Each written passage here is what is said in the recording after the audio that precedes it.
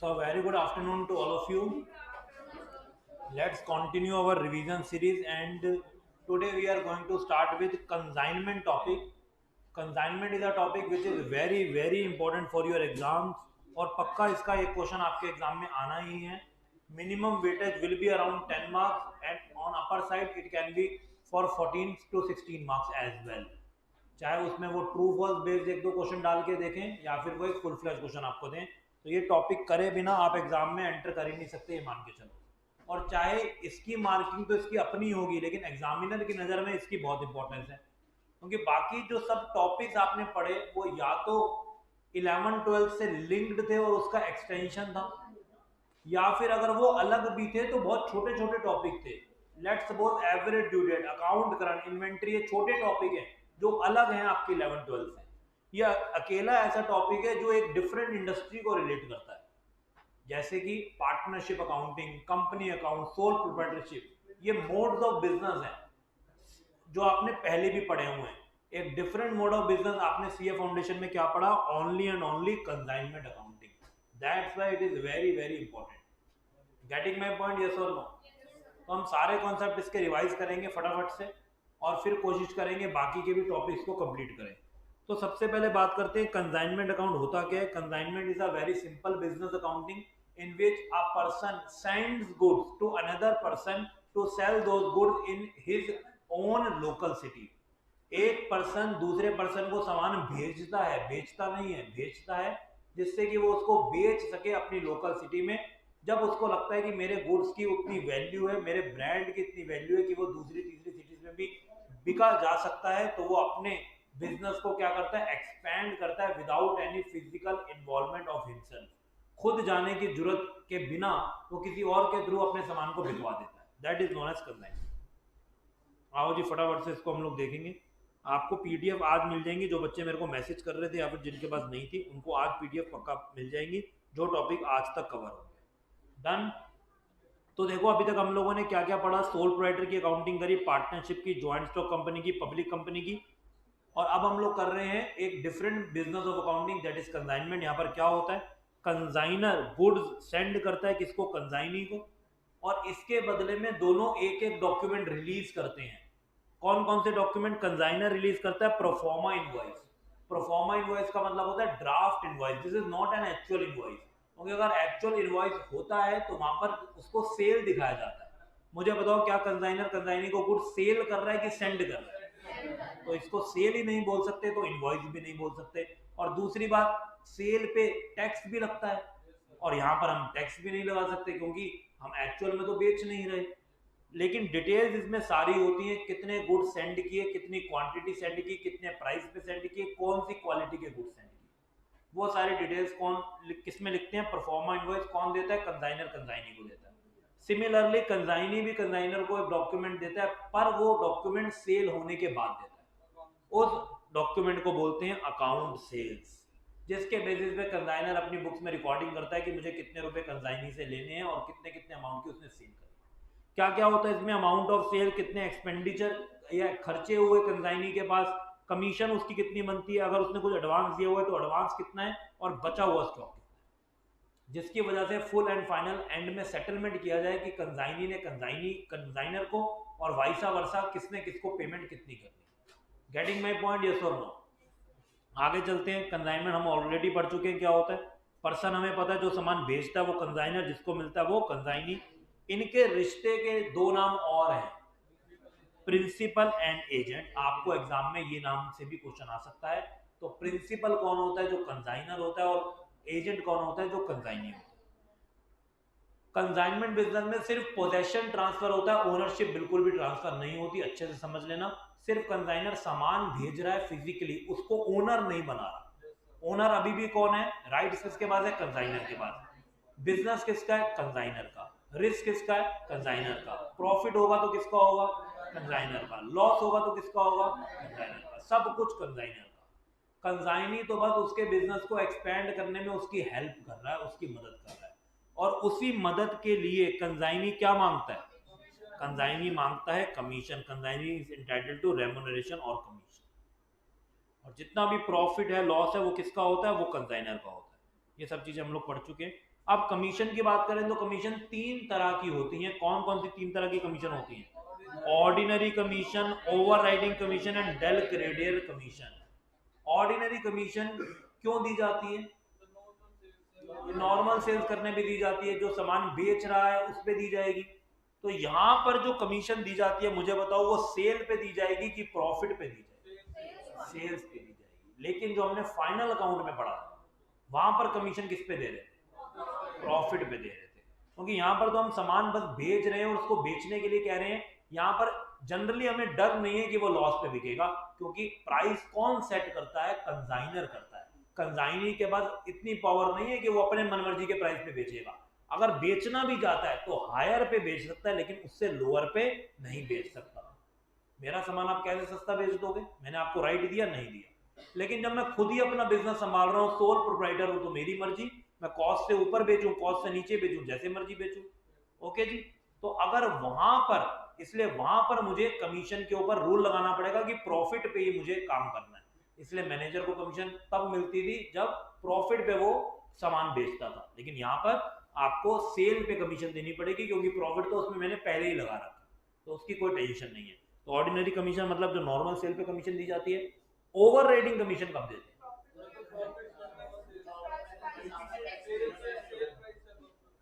Okay जी। देखो, over riding commission दो reason की वजह से दिया जाता है। पहला तो अगर प्राइस में और इंक्रीमेंट करने का स्कोप है और कंसाइनी उसको ज्यादा प्राइस पे बेचता है, तो उस पे कंसाइनर उसको कुछ कमीशन देता है, क्योंकि अल्टीमेटली ज्यादा प्राइस पे बेचना मतलब पूरा का पूरा ज्यादा अमाउंट कंसाइनर का हो जाना। सेल कभी भी कंसाइनी की तो नहीं होती।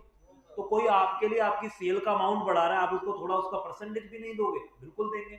मैंने बोला था 150 का प्रोडक्ट बेच देना, उसने तो 180 का बेच दिया। 30 रुपए ज्यादा, 30 रुपए बहुत ज्यादा होते हैं एक यूनिट पे। तो वो पूरा 30 रुपए क्योंकि कंसाइनर को मिलेगा, तो वो कंसाइनर बोलेगा इस 30 में से 5 रुपए आप भी ले लें। ओके, जिससे कंसाइनी जहां स्कोप हो उसको अच्छे प्राइस पे बेच पाए। और साथ में अगर आपका प्रोडक्ट न्यू होता है, आपके प्रोडक्ट को कोई नहीं जानता, आपकी कंपनी को तो जानता है, आपके ब्रांड को तो जानता है। अब सैमसंग एक ब्रांड है, वो कोई नया प्रोडक्ट निकाल दे, तो टेक्नोलॉजी चेंज होती है, प्रोडक्ट तो निकलते रहते हैं, तो उसको तो कोई नहीं जानता कि सैमसंग ये भी बनाता था, तो उसमें टाइम लगता है सेलिंग होने में। अगर कंसाइनी वो एफर्ट लगा रहा है आपके न्यू प्रोडक्ट को या मार्केट को एस्टेब्लिश होने में, तो उसके लिए भी आप उसको कमीशन देते हैं। उसको क्या बोलते हैं? Overriding commission. And last is del creditor commission. ये क्या होती है? For the bad debt. अगर बैड डेट का लॉस आप खुद बियर नहीं करना चाहते और कंसाइनी को बोलते हैं, क्योंकि फिजिकल कांटेक्ट में आप ही हैं कस्टमर के, मैं तो उसकी शक्ल भी नहीं देखता, मैं तो उसको बिल्कुल भी नहीं जानता, तो बैड डेट मैं क्यों अपने सिर पे लूं? ऐसा कंसाइनर बोलता है। तो कंसाइनी बोलता है मैं भी क्यों लूं, मेरा तो बिजनेस ही नहीं है। और बिजनेस की डेफिनेशन में लिखा हुआ है कि जो पर्सन बिजनेस करता है उसको तैयार रहना है प्रॉफिट और लॉस के लिए, उसी का रिस्क है। मेरा तो बिजनेस ही नहीं है, मैं इस चीज का रिस्क क्यों लूं? क्या मैं प्रॉफिट में आपका पार्टनर बन रहा हूं? नहीं, तो मैं लॉस में क्यों बनूं? लेकिन इसका डेडलॉक तोड़ने का एक ही तरीका होता है कि कंसाइनर यहाँ पर कंसाइनी को ऑफर करेगा डेल क्रेडिटर कमीशन की। बैड डेट तो आप ही को लेने पड़ेंगे अपने सिर पे, और उसके लिए मैं आपको कमीशन दे दूंगा।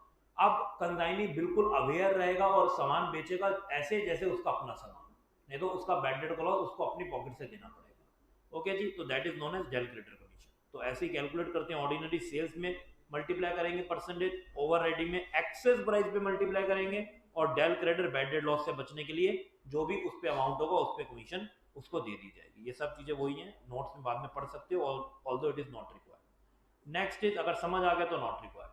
Next is how to value unsold stock. मुझे बताओ ये अनसोल्ड स्टॉक है किसका? ये है कंसाइनर का। कंसाइनी के पास पड़ा हुआ है, लेकिन है तो कंसाइनर का। तो कंसाइनर जब अपनी बुक्स ऑफ अकाउंट कंप्लीट करेगा, उसको पता होने चाहिए उसके पास क्लोजिंग एसेट कितने हैं, मतलब उसके पास अनसोल्ड स्टॉक कितना है। इसको वैल्यू कैसे करेंगे ये हमें पता होना चाहिए। इसके ऊपर या किसी भी स्टॉक के ऊपर कौन सा अकाउंटिंग स्टैंडर्ड है? ES2 जो बोलता है valuation of inventory closing stock must be valued at cost या NRV या market price, whichever is lower. जो दोनों में से क्या है? लोअर है। लेकिन इसका हम लोग वैल्यूएशन ही कैसे करें, पहले वो तो पता चले। कॉस्ट वैल्यू ही कैसे निकालें? कॉस्ट वैल्यू क्लोजिंग स्टॉक की कैसे निकालें?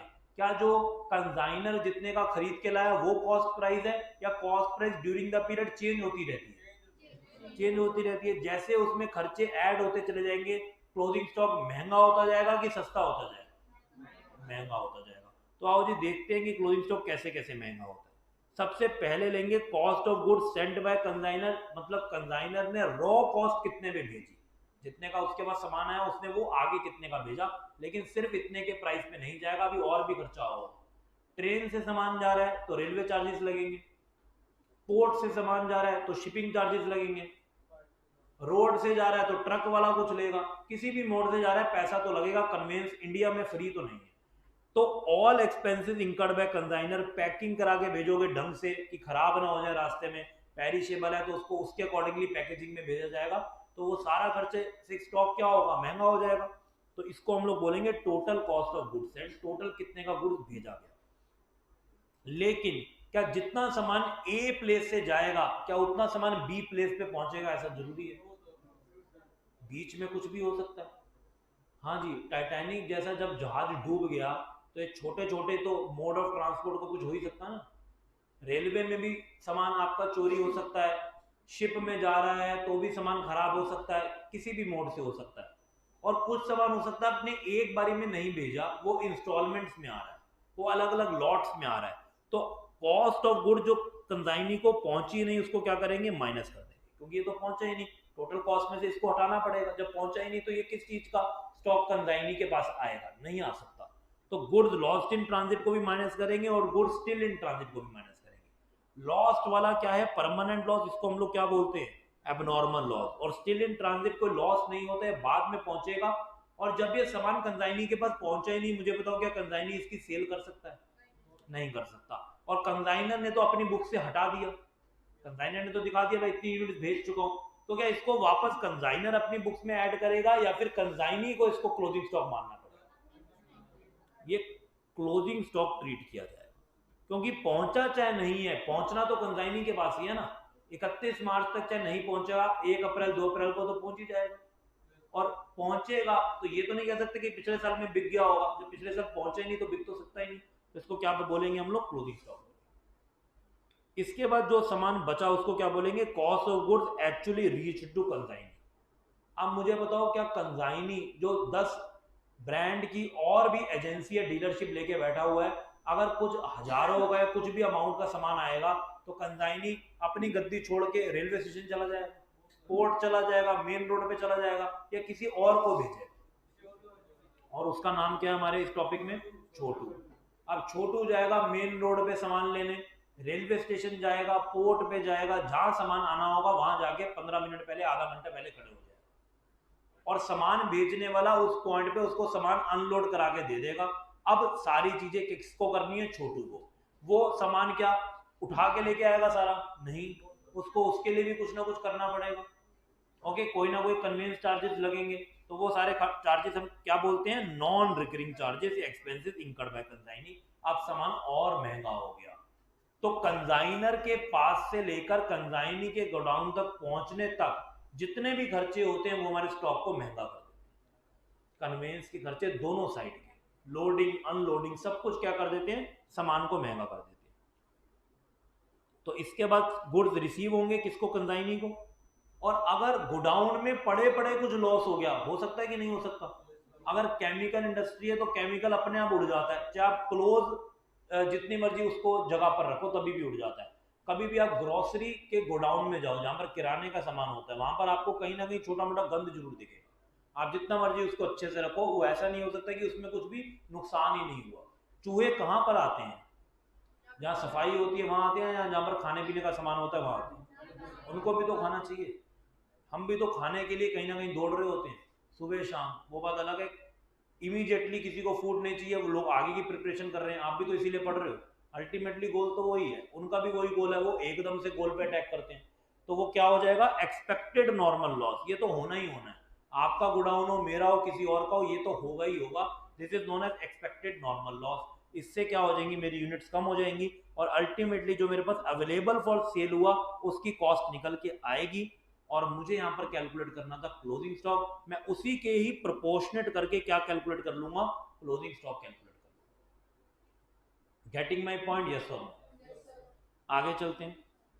इसके बाद दोबारा से देखेंगे नॉन रिकरिंग और रिकरिंग क्या होता है।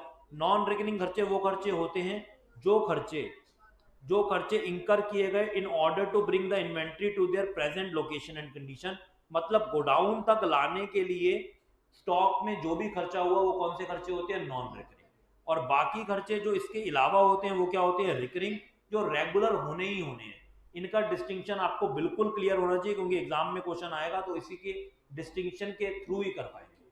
कंजाइनर के खर्चे कुछ भी हो हमें ज्यादा मैटर नहीं करता, क्योंकि उसके सारे खर्चे ही क्या होते हैं, नॉन रिकरिंग। ओके, मतलब वो जो गुड्स भेज रहा है उसी के आपको खर्चे दिए होते हैं।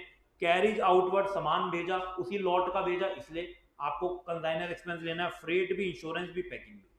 कभी कंजाइनर के अपने ऑफिस के खर्चे आपको किसी क्वेश्चन में नहीं दिए होंगे।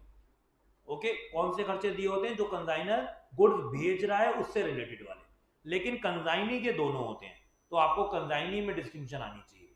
नॉन रिकरिंग कौन से, क्लियरेंस चार्जेस या क्लियरिंग चार्जेस, सामान क्लियर करवाया, कस्टम ड्यूटी दी, ऑक्ट्रॉय दिया, carriage inward, transportation charges up to godown, किसी भी नाम से, टोल पे करके सामान आया है, कुछ भी पे करके आया है, वो सारे क्या हो जाएंगे, नॉन रिकरिंग। और ये आपकी गुड्स की कॉस्ट में ऐड होते हैं, कंसीडर किए जाते हैं। और बाकी के खर्चे, warehouse charges, warehouse के तो चार्जेस वैसे भी चल रहे थे, ये सामान आता है या ना आता। ओके, वेयर हाउस का तो एक्सपेंस वैसे भी चल रहा था, वेयर हाउस का रेंट तो वैसे भी जा रहा था, इंश्योरेंस भी जा रहा था, ऑफिस एडमिनिस्ट्रेशन भी जा रहा था, सेलिंग डिस्ट्रीब्यूशन भी हो रहा था, और गोडाउन का रेंट भी जा रहा था। इसको फर्क नहीं पड़ा, ये जो एक लॉट गुड्स का आया इसको कुछ भी फर्क नहीं पड़ा, ये खर्चे वैसे के वैसे बने रहे, ना कम हुए ना ज्यादा हुए। मुझे बताओ, यहाँ पर 4 बच्चे सीट्स खाली है ना, 10 बच्चे और बैठ जाते, मुझे कुछ फर्क पड़ता? हमारी कौन सी कॉस्ट बढ़ जाती, सोच के बताओ, कोई बढ़ती? क्या हम उनके लिए एक अलग से एसी लगवाते हैं वहां पे? कोई कॉस्ट बढ़ती? कुछ भी नहीं बढ़ती, जीरो कॉस्ट। तो वो मेरे लिए कौन सा खर्चा होता, कौन सा खर्चा होता जो होता ही है, आप आओ या ना हो, वो होता है रिकरिंग। रिकरिंग मतलब अकर होता ही रहेगा, रेगुलरली होना है, उससे मेरे को कोई फर्क नहीं पड़ता। क्या वो 10-12 बच्चों के आने से मैं आपकी कॉस्ट बढ़ा दूंगा, कि बच्चे और बढ़ रहे हैं आपको और पैसे देने पड़ेंगे? ये कौन सा लॉजिक है, बहुत इलॉजिकल स्टेटमेंट है। ओके, तो मेरा खर्चा कब बढ़ेगा, जब उस लॉट के आने से खर्चा बढ़ रहा है। बच्चे जितने रूम में हैं उतने नहीं आ पा रहे, हमें एक अलग स्पेस लेना पड़ा, फिर तो मेरी कौन सी कॉस्ट हो जाएगी, नॉन रिकरिंग, क्योंकि वो बार बार अकर नहीं होगी। इस बार बैच में थोड़ा सा ज्यादा बच्चे आ गए, इसलिए हमें 2 महीने 4 महीने के लिए अलग से रेंटेड स्पेस लेना पड़ेगा। लेकिन अगर विद इन दैट कैपेसिटी चल रही है तो वो क्या होगा, रिकरिंग एक्सपेंस। कोई भी वेयर हाउस ओनर ये नहीं बोलता कि आप पूरा कमरा भरोगे तो अलग रेंट है, आधा कमरा फिल होगा तो अलग रेंट है, ऐसा बोलता कोई? आपको वो स्पेस दे देता है, चाहे उसमें ताला मार के खाली रखो, चाहे आप उसको पूरे दिन उसको यूज करो, जो मर्जी करो, आपको इतना रेंट देना पड़ेगा। यस और नो? तो चलते हैं हम लोग आगे। एबनॉर्मल लॉस क्या होते हैं, जो किसी एबनॉर्मल फैक्टर की वजह से होते हैं। तूफान आ गया, बाढ़ आ गई, अर्थक्वेक आ गया, सुनामी आ गया, फायर लग गई, ये कौन से लॉसेस होते हैं, एबनॉर्मल, जो हमने ऐसे एक्सपेक्ट नहीं किए होते। और अगर इससे लॉस हमें हुआ है तो सबको होगा, ऐसा जरूरी नहीं है कि सारी इंडस्ट्री इससे अफेक्ट हो रही है, ऐसा होता है क्या? नो, खाली मैं ही अफेक्ट कर रहा हूँ, मेरे एरिया में फ्लड आया, मेरे यहाँ पर अर्थक्वेक आया, या कुछ भी फायर लगी, सबको इससे कोई भी मतलब नहीं है, तो ये मेरे लिए क्या हो जाता है, एबनॉर्मल लॉस हो जाता है। अब एबनॉर्मल लॉस दो जगह पर अकर होते हैं, दो जगह पर, कहां कहां पर, या तो रास्ते में होंगे, सामान पहुंचने से पहले शिप डूब गया, ओके, ट्रक का एक्सीडेंट हो गया, सामान गिर गया, खो गया, टूट गया, तो उसको बोलते हैं एब्नॉर्मल लॉस ड्यूरिंग ट्रांजिट। या फिर होगा सामान पहुंचने के बाद, गोडाउन में सामान पड़ा था, शॉर्ट सर्किट हो गया, आग लग गई गोडाउन में, फायर लग गई और कुछ सामान जल गया। तो एब्नॉर्मल लॉस कितनी जगह पर हो सकते हैं, दो जगह पर, या तो ड्यूरिंग ट्रांजिट या फिर after receiving the goods. Okay, दो जगह पर हो सकते हैं। मुझे बताओ, क्या दोनों जगह पर स्टॉक की कीमत या कॉस्ट सेम होगी कि अलग होगी? कौन सा स्टॉक महंगा होगा, रास्ते वाला या पहुंचा हुआ? पहुंचा हुआ, क्योंकि पहुंचे हुए स्टॉक में छोटू का भी खर्चा लग चुका, छोटू लेके आया था ना। लेकिन क्या रास्ते में छोटू लेके आ गया था? नो, रास्ते में तो वो रास्ते में थे, तब तो छोटू ने उस सामान की शक्ल भी नहीं देखी थी, और रास्ते में वो डूब गए, तो उसमें एक खर्चा हुआ है कंजाइनर वाला। लेकिन जो गोडाउन में खराब हुआ उसमें दो खर्चे हुए हैं, कंजाइनर वाले भी और छोटू वाले। बात क्लियर होती है कि नहीं होती? तो उसी को कैसे कैलकुलेट करें वो हम लोग अब देख रहे हैं। अगर एबनॉर्मल लॉस हुआ रास्ते में, शिप डूब गया, रेलवे में कोई दिक्कत हो गई, ट्रांसपोर्टर के साथ कोई दिक्कत हो गई, तो कॉस्ट प्राइस तो लेंगे ही लेंगे। जो गुड्स लॉस्ट हुए उसकी कॉस्ट कितनी थी, कंजाइनर ने कितने का भेजा था, ऐड करेंगे कंजाइनर के प्रोपोर्शनेट एक्सपेंस। क्योंकि जरूरी थोड़ी है सारे का सारा ही लॉस हुआ होगा। 10 यूनिट्स हो गई 100 में से, तो जो खर्चा हुआ, मान लेते हैं 10,000 का खर्चा हुआ था सामान पैक करने में, सामान भेजने में। जब सामान भेज रहे होते हैं तब सपना आता है कि इसमें से 10 यूनिट्स खराब होगी, नहीं आता। तो 100 यूनिट्स भेजी थी, 10 खराब हुई और 10,000 का खर्चा किया था। बताओ जी कितने रुपए उन 10 यूनिट में एलोकेट करो, 1,000 रुपए। सर जब आपकी यूनिट्स 10 खोई हैं 100 में से, मतलब 10% यूनिट खोई हैं, तो खर्चा भी तो 10% हो जाएगा। तो अगर 10,000 का खर्चा था तो 1,000 मेरा प्रोपोर्शनेट कंजाइनर एक्सपेंस हो जाएगा। क्या इसमें कंजाइनी का एक्सपेंस भी जोड़ू? क्या ये सामान पहुंचा कंजाइनी तक? पहुंचा ही नहीं, कंजाइनी की तो शक्ल ही नहीं देखी इन गुड्स ने, तो उसको क्यों ऐड करेंगे? तो हमारे पास क्या आ जाएगा, cost of abnormal loss during transit. यही अगर हमें कॉस्ट ऑफ या calculation of abnormal loss in consignee godown करनी हो तो क्या करेंगे? फिर से वही जो उसने गुड्स भेजे कंजाइनर ने, कंजाइनर के भी प्रोपोर्शनल एक्सपेंस और कंजाइनी के भी। लेकिन कंजाइनी के कौन से वाले? सिर्फ नॉन रिकरिंग। ये क्यों लिए? क्योंकि छोटू खर्चा करके गोडाउन में लाया है। छोटू को पोर्ट में पता नहीं था कि इसमें से कुछ यूनिट गोडाउन में खराब हो जाएंगी, गोडाउन में फायर लग जाएगी, तो वो तो पूरे पैसे पे करके आया, तो आपके जो गुड्स हैं वो एक लेवल और महंगे। Is it clear to all of you? Yes और नो? तो बोलना मत इन ट्रांजिट लॉस होगा तो एक खर्चा ऐड होगा कंजाइनर का प्रोपोर्शनेट, और अगर आफ्टर ट्रांजिट मतलब रिसीविंग द गुड्स कोई एबनॉर्मल लॉस होगा तो 2 खर्चे ऐड होंगे, कंजाइनी के भी और कंजाइनर के भी। चलो जी आगे चलते हैं। इसके बाद हम लोग देखते हैं अकाउंटिंग एंट्रीज क्या होंगी in the books of consignor. Very very simple accounting entries in the books of consignor. Consignor को कंजाइनी से अल्टीमेटली पैसे लेने हैं और कुछ कुछ ट्रांजेक्शन के लिए कंजाइनी को पैसे देने भी हैं। तो आपको देखना है कि आप कंजाइनी को किस ट्रांजेक्शन से डेटर बनाते हो या किस ट्रांजेक्शन से क्रेडिटर बनाते हो। अगर मुझे कंजाइनी से पैसे लेने हैं किसी भी एक्टिविटी से, तो कंजाइनी मेरे लिए क्या बन जाएगा? डेटर बन जाएगा। और अगर किसी ट्रांजेक्शन की वजह से मैंने कंजाइनी को पेमेंट करनी तो मेरे लिए क्रेडिटर बन जाएगा। मैंने पैसे देने हैं, वही तो होता है क्रेडिटर हिंदी में, लेनदार देनदार, ये तो बोलते हैं हम लोग। वो हम थोड़े अंग्रेज हो गए, डेटर क्रेडिटर पर उतर आए। कभी किसी दुकानदार से पूछना जो करोड़ों रुपए का बिजनेस करता है, वो ऐसी लैंग्वेज बोलते हैं, और कर हम भी वही रहे। तो पैसे अगर मैंने लेने हैं तो डेटर, और अगर मैंने देने हैं तो वो मेरा क्रेडिटर। चलो जी, सबसे पहले अगर मैंने गुड्स कंजाइन करे या डिस्पैच करे तो गुड्स चले गए, गुड्स एसेट है तो क्या करेंगे? क्रेडिट करेंगे to goods sent on consignment. अब अगर हम इसको सिर्फ टू गुड्स लिख देंगे ना तो बड़ा फीका फीका सा लगेगा ही नहीं, कंसाइनमेंट टॉपिक चल रहा है। तो उसके आगे क्या लिखेंगे? Saint on consignment. और बिजनेस का सारा सामान किस में जाएगा? कंसाइनमेंट अकाउंट में। जैसे ट्रेडिंग अकाउंट में जाता था ना परचेजेस, तो एंट्री होती थी ट्रेडिंग टू परचेज, ये भी तो वही हो रहा है, consignment to goods sent on consignment. आगे चलते हैं। एक्सपेंस पे कर दिए कंसाइनर ने, तो मेरा बिजनेस है, मैं ही तो पे करूंगा, तो क्या एंट्री होगी? Consignment account debited to cash और बैंक। अब मेरा ब्रांड बहुत रिप्यूटेड है और मैं किसी को भी ऐसी एजेंट नहीं बना लेता, मुझे डर लगता है कि सामान भेजा और एजेंट ही गायब हो गया। ओके, मेरा तो कितना महंगा सामान है, तो मैं एजेंट को बोलता हूँ कि मुझे कुछ एडवांस दो पहले, मैं भी तो देखूं कि आप में कितना दम है। अगर आप में ताकत होगी तभी तो हम साथ में कुछ काम कर सकते हैं। तो मैं उसको बोलता हूँ 1 लाख रुपए पहले एडवांस दे भेजो, उसके बाद आपको कंसाइनी बनाया जाएगा। 1 लाख रुपए पहले एडवांस भेजो, उसके बाद आपको कंसाइनी बनाया जाएगा। ठीक है जी। तो अब मेरे पास पैसा आ रहा है, क्या ये एक्चुअल में मेरी इनकम हो गई? क्या मेरा यही काम है कि 10 कंसाइनी अपॉइंट करो, सबसे 1-1 लाख रुपए ले लो और गायब हो जाओ? ये तो काम नहीं है। ये तो आपसे मैंने सिक्योरिटी ली है कि आपके पास सामान जाएगा, कुछ भी दिक्कत हुई तो मेरे पास तो 1 लाख रुपए पड़े हुए, अब मैं आपको आराम से सामान भेज सकता हूँ और कोई भी मुझे दिक्कत नहीं है। तो ये वाला पैसा मुझे आपको फ्यूचर में वापस करना है, ये परमानेंट मैंने नहीं रखा। तो इसका मतलब मेरी बुक्स में आप कौन हो गए? क्रेडिटर हो गए। मेरे ऊपर लाइबिलिटी आ गई कि मुझे इनको लाख रुपए वापस करने हैं। तो अभी पैसा आया कैश बैंक डेबिट और साथ में टू कंसाइनी लाइबिलिटी आ गई। इस ट्रांजैक्शन से मुझे आपको पैसे देने थे, और कुछ ट्रांजैक्शन ऐसी होगी जब मुझे लेने होंगे। जब लेने होंगे मैं आपको डेबिट करूंगा, और जब मैंने पेमेंट वापस करनी होगी फ्यूचर में तो क्रेडिट करूंगा। हाँ जी, आपने मुझे खुशखबरी दी कि सर सेल हो गई, अकाउंट सेल रिसीव हो गई कंसाइनी से। बताओ जी ये सेल आपकी है कि मेरी है? मेरी है ये सेल। सामान बेचा आपने, सेल तो मेरी है। तो मुझे ये वाले पैसे आपसे लेने हैं। आप सेल करके बैठे हुए हो मेरा सामान बेच के, आपका सामान नहीं था, मेरा सामान बेच के पैसा लेके बैठे हो, ये पैसा मुझे आपसे वापस लेना है। तो मेरे लिए आप कौन बन जाओगे? डेटर। मैं आपको डेबिट करूंगा, कंसाइनी से पैसे लेने हैं टू कंसाइनमेंट, कंसाइनमेंट की वजह से। अब एक्सपेंस इनकर आपने खुद कर दिए भाई, गर्मी आनी शुरू हो गई, कस्टमर आता है देखता है इतनी गर्मी है, शॉप के अंदर बिना सामान देखे चला जाता है, गर्मी में थोड़ी लोग रह सकते हैं। तो आपने क्या लगवाया? आपने एसी लगवाया, या पुराना एसी था तो उसको ठीक करवाया, उसकी सर्विस करवाई।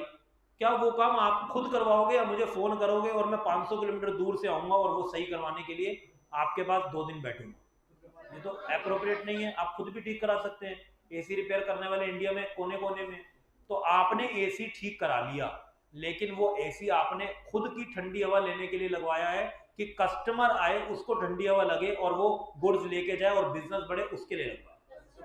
कस्टमर के लिए ठंडी हवा अगर आपको वैसे लेनी होती तो घर पे ले सकते हैं, ठीक है जी। तो इसलिए वो एसी लगवाया है, लेकिन ये अपनी खुशी से नहीं कर रहा कंसाइनी खर्चा उसने, लेकिन पेमेंट करी है। तो ये वाले पैसे मुझे आपको वापस करने पड़ेंगे क्योंकि बिजनेस मेरा चल रहा है, चाहे कहीं पर भी चले। तो एंट्री क्या करूंगा? Consignment debited to consignor. मुझे आपको पेमेंट फ्यूचर में करनी पड़ेगी, अभी तो मैं पेमेंट नहीं कर रहा, इसलिए अभी तो बैंक यहाँ पर क्रेडिट नहीं है। हाँ जी,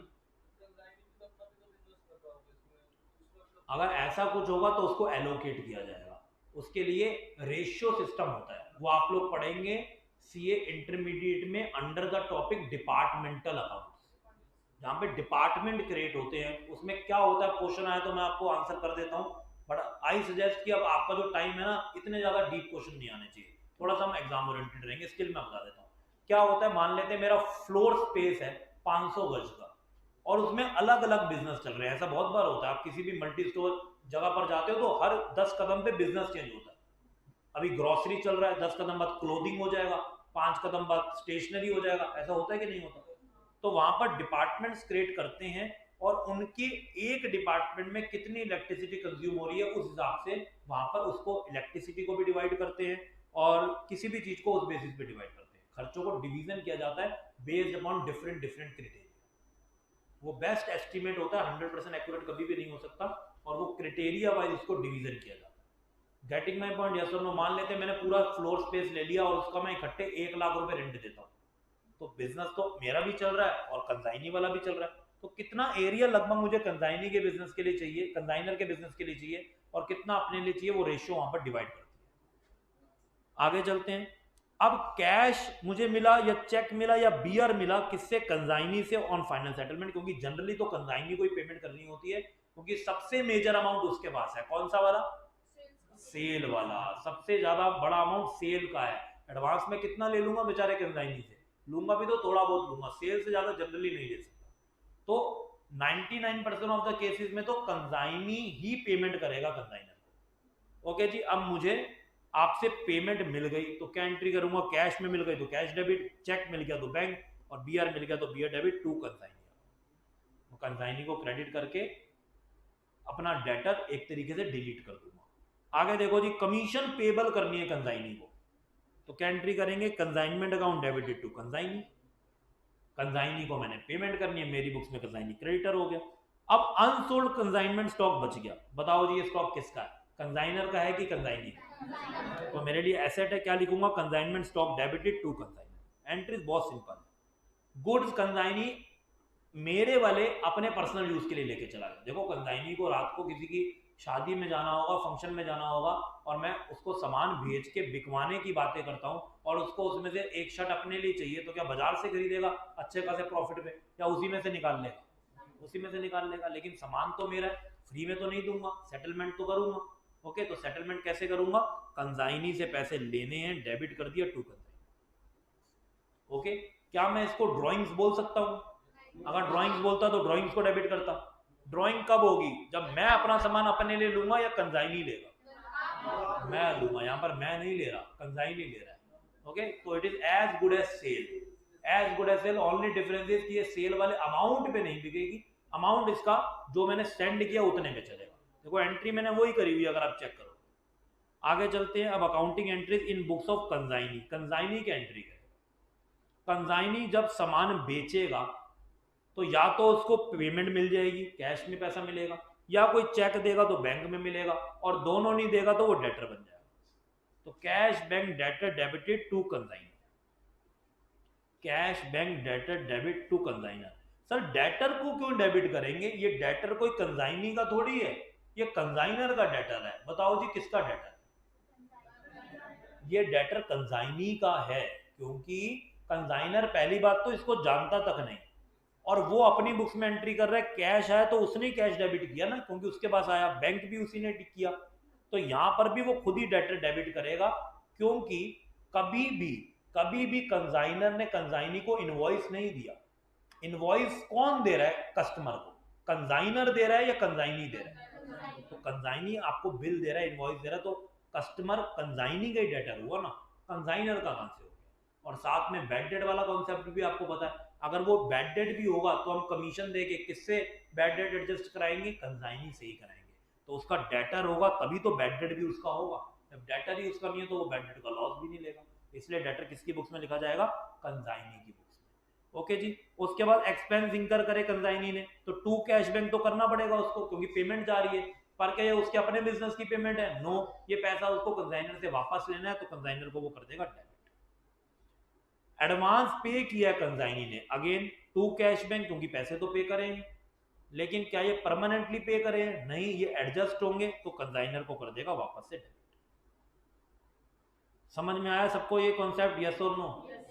इसके बाद देखते हैं फिर कंसाइनमेंट अकाउंट कैसे बनेगा। आपको जनरली 9 ऑफ द 10 केसेस दो रिक्वायरमेंट क्वेश्चन पूछता है इन बुक्स ऑफ कंसाइनर। क्या पूछता है? दो अकाउंट बनाने के लिए बोलता है, एक तो कंसाइनमेंट अकाउंट और दूसरा कंसाइनी। आओ जी देखते हैं कि ये कैसे बने। कंसाइनमेंट अकाउंट में सबसे पहले कंसाइनी को क्या मिलेंगे? गुड्स मिलेंगे, तो यहां पर लिखेगा to goods sent on consignor, to goods sent on consignor. इसके बाद कंसाइनर खुद खर्चा करेगा उन गुड्स पे, तो उसके लिए लिखेगा टू बैंक, जो एक्सपेंसेस उसने खुद करे। कुछ खर्चा कंसाइनी करेगा तो यहां पर उसका नाम आ जाएगा, कंसाइनी वाली जगह पर एक्सपेंस मत लिख देना, उसका नाम आएगा, लेकिन होंगे उसके एक्सपेंस। सर यहां पर क्या कंसाइनी के सिर्फ नॉन रिकरिंग एक्सपेंस आएंगे? यहां पर ऑल एक्सपेंस आएंगे। मैंने यहां पर नॉन रिकरिंग के लिए कभी भी नहीं बोला। मैंने नॉन रिकरिंग के लिए कब बोला? जब क्लोजिंग स्टॉक कैलकुलेट कर रहे हैं, जब एबनॉर्मल लॉस कैलकुलेट कर रहे हैं, यहां तो टोटल ही आएगा, चाहे वो नॉन रिकरिंग खर्चा हो या रिकरिंग हो। वो सारा खर्चा कंसाइनी अपने बिजनेस के लिए नहीं कर रहा, उसमें मेरा बिजनेस जुड़ा हुआ है, तो मुझे उसको पे बैक करना है। और अगर मैंने कंसाइनी को कमीशन देनी है तो वो भी आएगा। Clear to all of you? Yes और नो? अब कंसाइनी सेल करता है तो बाय कंसाइनी, और है क्या ये? सेल्स। कुछ एबनॉर्मल लॉस हो जाता है और इंश्योरेंस कंपनी कुछ क्लेम भी देती है, बाय इंश्योरेंस कंपनी, जो क्लेम मिलने वाला है फ्यूचर में, एकदम से तो नहीं मिलता, बाय एबनॉर्मल लॉस। और एंड में जो स्टॉक बच गया वो क्या होता है? Bye consignment. टोटल लगाते हैं और क्या आ जाता है? To P and L profit on consignment. अगर ये क्रेडिट साइड पे बैलेंसिंग आएगी तो ऑब्वियसली वो आपका लॉस। तो इसमें देखो आपको क्वेश्चन कहां पर परेशान करता है? आपको क्वेश्चन एबनॉर्मल लॉस निकलवाएगा, ये निकालो, और क्लोजिंग स्टॉक निकलवाएगा। यही दो चीजें जो वर्किंग नोट का पार्ट बनेगी। और मे भी हो सकता है कि वो कमीशन में भी 2-3 कैटेगरी दे दे, तो शायद आपको यहां पर भी मेहनत करनी, नहीं तो इस पे तो मेहनत करनी ही पड़ेगी। इसके वर्किंग नोट तो बनाने ही पड़ेंगे, और इन्हीं की हम लोग बातें पहले कर रहे थे कि क्लोजिंग स्टॉक कैसे कैलकुलेट होगा या एबनॉर्मल लॉस कैसे होगा। यही आपका क्वेश्चन का स्ट्रक्चर रहने वाला है, मोर और लेस, जो आपको एग्जाम में 10-12 नंबर का आएगा। चलो जी, इसके बाद हम लोग करते हैं और बात कंसाइनी अकाउंट की। अब कंसाइनी अकाउंट बनाने में कोई दिक्कत नहीं है, क्योंकि इसकी सारी की सारी फिगर्स तो कहाँ से फ्लोट करती हैं? कंसाइनमेंट अकाउंट से ही करती हैं। यहाँ पर जहाँ जहाँ कंसाइनी लिखा हुआ है उसको पकड़ लो बस। देखो क्या एंट्री हुई? Consignee debited to consignment, to consignment sale. ये सबसे बड़ा पार्ट है जो कंसाइनी ने अपने पास रखा हुआ है। फिर कंसाइनी बोलेगा ये पैसे तो आपको मैं दे दूंगा, लेकिन मेरे कुछ खर्चे हुए हैं, पहले वो काट के दूंगा। ये देखो जी खर्चे हुए, फिर वो कहेगा मेरे कुछ कमीशन भी हुई है वो भी काट लूंगा।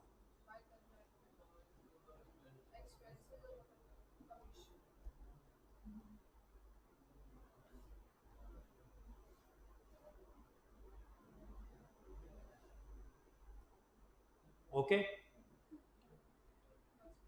और कुछ आ सकता है कि नहीं? पर नहीं, ये भी बोल सकता है याद करो आपको शुरू में मैंने एडवांस दिया था, मैंने शुरू में आपको एडवांस दिया था, एडवांस भी तो दिया था ना, तो जब एडवांस दिया था तो अब उसकी भी एडजस्टमेंट होगी। तो लिखो यहाँ पर बाय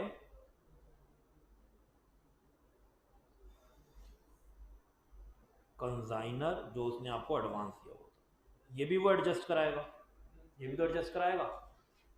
और उसके बाद क्या होगा, फाइनल सेटलमेंट हो जाएगी, और यहां पर हम लोग लिखेंगे बाय बैंक फाइनल सेटलमेंट। अगर फाइनल सेटलमेंट के लिए क्वेश्चन बोल रहा है तभी होगी, नहीं तो नहीं होगी, ध्यान रखना। कभी कभी क्वेश्चन ये भी बोल सकता है पेमेंट बाद में होगी, तो वो balancing figure balance carry down में हमको छोड़ के आना पड़ेगा, तो यहाँ पर क्या आ जाएगा, बैलेंस कैरी डाउन आ जाएगा। देखो कितना सिंपल सा हिसाब किताब है, ये बस आपको लगाना पड़ता है। Clear to all of you, yes और नो? करेंगे कोई क्वेश्चन की नहीं करेंगे? चलो जी फटाफट से एक क्वेश्चन करेंगे आप लोग।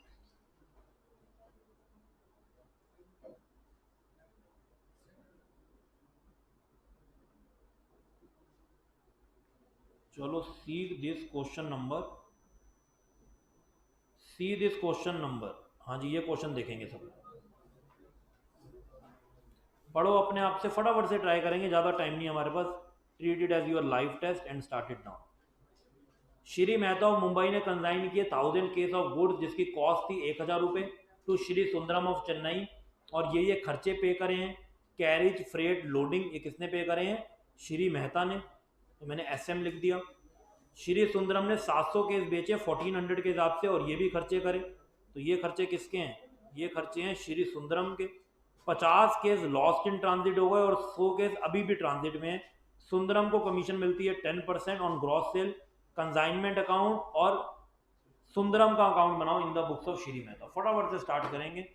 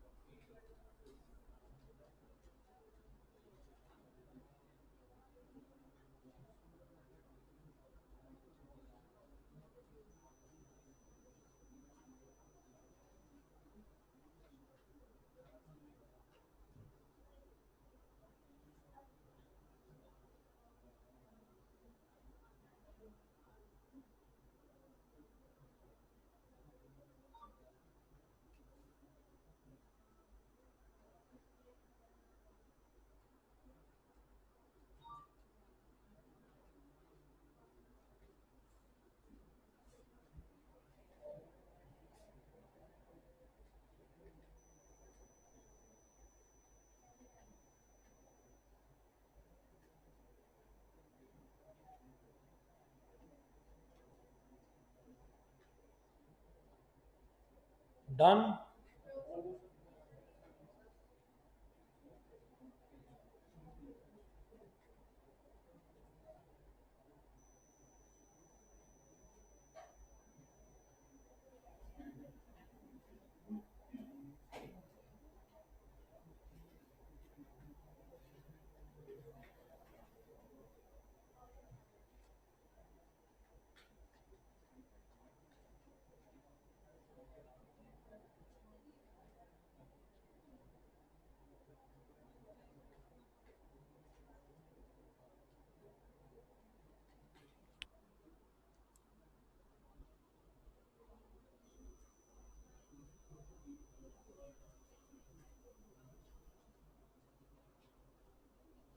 चलो जी देखते हैं फटाफट से। सबसे पहले मुझे बताओ कितने के गुड्स सेंड किए थे? 10 लाख के। बहुत ही सिंपल, 1,000 रुपये की एक क्वांटिटी है और टोटल केस भी है 1,000, तो ये हो जाता है 10 लाख। तो to good sent on consignment कितना? 10 लाख। खर्चे कितने करे कंसाइनर ने खुद? तो टू बैंक एक्सपेंस 50,000। कंसाइनी ने कितने के टोटल खर्चे करे? तो यहां पर आगे टू कंसाइनी 31,500। सेल कितने की हुई है? तो बाय सुंदरम सेल्स 980। इस पे कमीशन कितनी है? 10%। ये कितना हो गया? 98,000। तो दिस 4 थिंग्स डन। अब हमें निकालने हैं वही वर्किंग नोट। एबनॉर्मल लॉस कितना आएगा और कंसाइनमेंट स्टॉक कितना आएगा? देखो जी कितनी यूनिट्स खो गई? सर 50 यूनिट खो गई। 50 यूनिट खो गई। और 50 यूनिट कितने रुपए की हो चुकी हैं जिस पॉइंट पे खोई हैं? 1,000 की तो शुरू में ही थी, बोलो हाँ। और इसमें अब और क्या खर्चा हुआ? ये 50,000 रुपये का हुआ। बस कंसाइनर का ही तो खर्चा हुआ। ये 50,000 का अगर खर्चा हुआ 1000 केसेस पे तो मुझे बताओ 50 केसेस में कितना हुआ? 50 रुपये। तो टोटल कितनी हो गई? 1,050 की। 1,050 एक कॉस्ट और 50 केसेस की, it becomes 52,500। Clear to all of you? Yes और नो?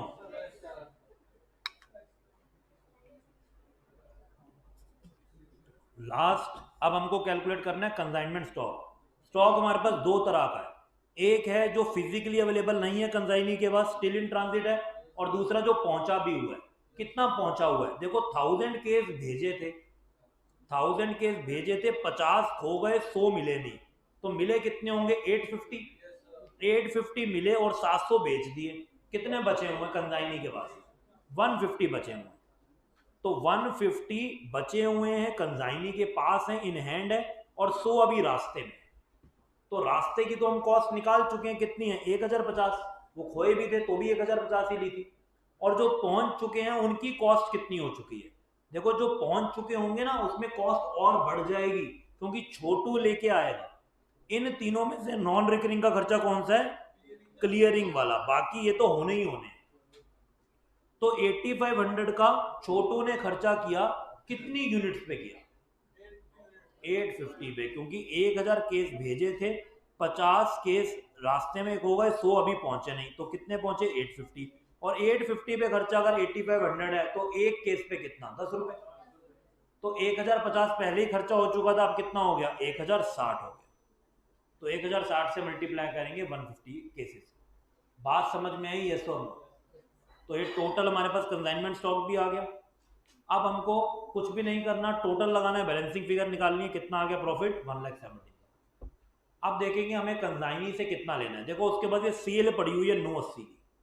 इसमें से वो अपने खर्चे काटेगा 31,500 और 98,000, और बाकी हमें वापस कर देगा। देखो जी 980 की सेल, 31,500 का खर्चा, 98 की कमीशन, बाकी हमें वापस कर देगा। क्वेश्चन ने बोला नहीं कि रिसीव हो रहा है, इसलिए हमने लिख दिया by balance to be receive. Clear to all of you? Yes और नो? देखो कितना सिंपल सा कॉन्सेप्ट है। कंसाइनमेंट कोई टफ थोड़ी है, बहुत सिंपल टॉपिक है। चाहे जर्नल पूछ ले, चाहे वो हमसे लेजर अकाउंट पूछ ले, तो कोई भी बच्चा क्वेश्चन गलत करके नहीं आएगा। इसका लास्ट पार्ट इस टॉपिक में एक और कॉन्सेप्ट आता है, that is when goods are sent to consignee at a price above invoice cost. अगर इनवॉइस कॉस्ट से महंगा भेजा गया या बेचा गया, तो क्या कैसे यहां पर रिकॉर्ड किया जाता है?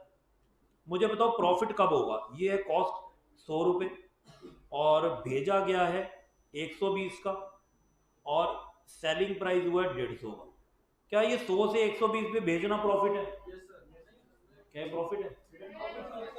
अभी एक्चुअल प्रॉफिट है, अगर सामान बिके ही ना, हो गया प्रॉफिट? नहीं, तो अभी तो ये कोई प्रॉफिट नहीं है। लेकिन अगर ये यहां पर बेच रहा है तो ये तो पक्का पक्का प्रॉफिट है, तो इसको बोलते हैं प्रॉफिट। इसको क्या बोलते हैं? लोडिंग। और क्योंकि loading is not a confirm profit till it is sold, हमको लोडिंग को क्या करना पड़ता है? एलिमिनेट करना पड़ता है, हटाना पड़ता है। ओके जी। और अकाउंटिंग में किसी चीज को हटाने के लिए इरेजर यूज नहीं होता, रिवर्सल एंट्री यूज होती है। तो लेट सपोज यहां पर गुड सेंड किए गए, this is our consignment account, to good sent on consignment थे तो 1 लाख के, लेकिन कंसाइनर ने कंसाइनी को 20% लोडिंग लगा के दिए, तो 1,20,000 रुपए से यहां पर इसको लिखा गया। बताओ जी इसको ठीक कैसे करो? क्रेडिट साइड पे लिख दूंगा by good sent on consignment loading 20,000।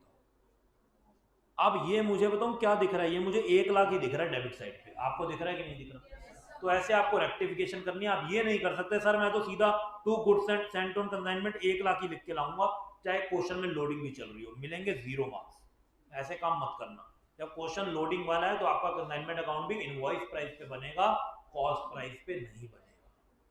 Loading कहां पर हो सकती है? लोडिंग सिर्फ गुड्स पे हो सकती है, खर्चों पे कभी लोडिंग नहीं होती, क्योंकि खर्चे कंसाइनर खुद नहीं क्रिएट कर रहा, कंसाइनर गुड्स क्रिएट कर रहा है, तो वो उस पे लोडिंग लगा सकता है। खर्चे तो वो पे कर रहा है या उसके बिहाफ पे कंसाइनी पे कर रहा है। ओके जी। तो फॉर एग्जांपल यहां पर आया कंसाइनमेंट स्टॉक। अब कंसाइनमेंट स्टॉक के लिए तो हमने बचपन से एक चीज पढ़ी हुई है, as per AS two closing stock is valued at cost और NRV market price whichever is lower. तो यहां पर मैं कंसाइनमेंट स्टॉक को कॉस्ट पे लिखूंगा कि इनवॉइस प्राइस पे लिखूंगा? देखो यहां पर अब मुझे आईपी पर ही लिखना पड़ेगा। आई नो द रूल कि आना तो कॉस्ट पे चाहिए, पर वो इनडायरेक्टली आएगा, तो यहां पर फिर से आईपी पे लिखूंगा और उसकी लोडिंग को यहां पर लिखूंगा टू कंसाइनमेंट स्टॉक लोडिंग। अब ये मुझे अपने आप कॉस्ट पे दिखना शुरू हो जाएगा। हम डायरेक्ट कॉस्ट में नहीं लिखेंगे सर, फर्क क्या पड़ता है, आंसर तो सेम आएगा। Answer is not the solution. अगर आंसर सोल्यूशन होता तो नॉन कॉमर्स वाले भी वो सारा काम कर लेते जो हम लोग यहाँ पर कर रहे हैं। हमारे में और उनमें फर्क क्या? क्या उनको हिसाब किताब नहीं लगाना आता? प्लस माइनस तो उनको भी करना आता है ना, वो भी प्रॉफिट निकाल सकते हैं। प्रेजेंटेशन ही हमारे और उनमें फर्क है, क्योंकि हम उनको अपने अकाउंट को 4 जगह पर सबमिट कर सकते हैं, वो नहीं कर सकते। तो अगर क्वेश्चन में लोडिंग होगी तो कंसाइनमेंट अकाउंट बनेगा आईपी पर ही, चाहे जो मर्जी हो जाए। कॉस्ट पे इनडायरेक्टली लेके जाएंगे, लेकिन हम लोग उसको पहले आईपी पे रिकॉर्ड करेंगे। आगे चलते हैं और ये वाला कॉन्सेप्ट फटाफट से क्लोज करते हैं। तो ये वही है, गुड्स इनवॉइस अगर आपने करे अबव कॉस्ट, ये मैंने जो आपको सारा बताया वो यहाँ पर लिखा हुआ है।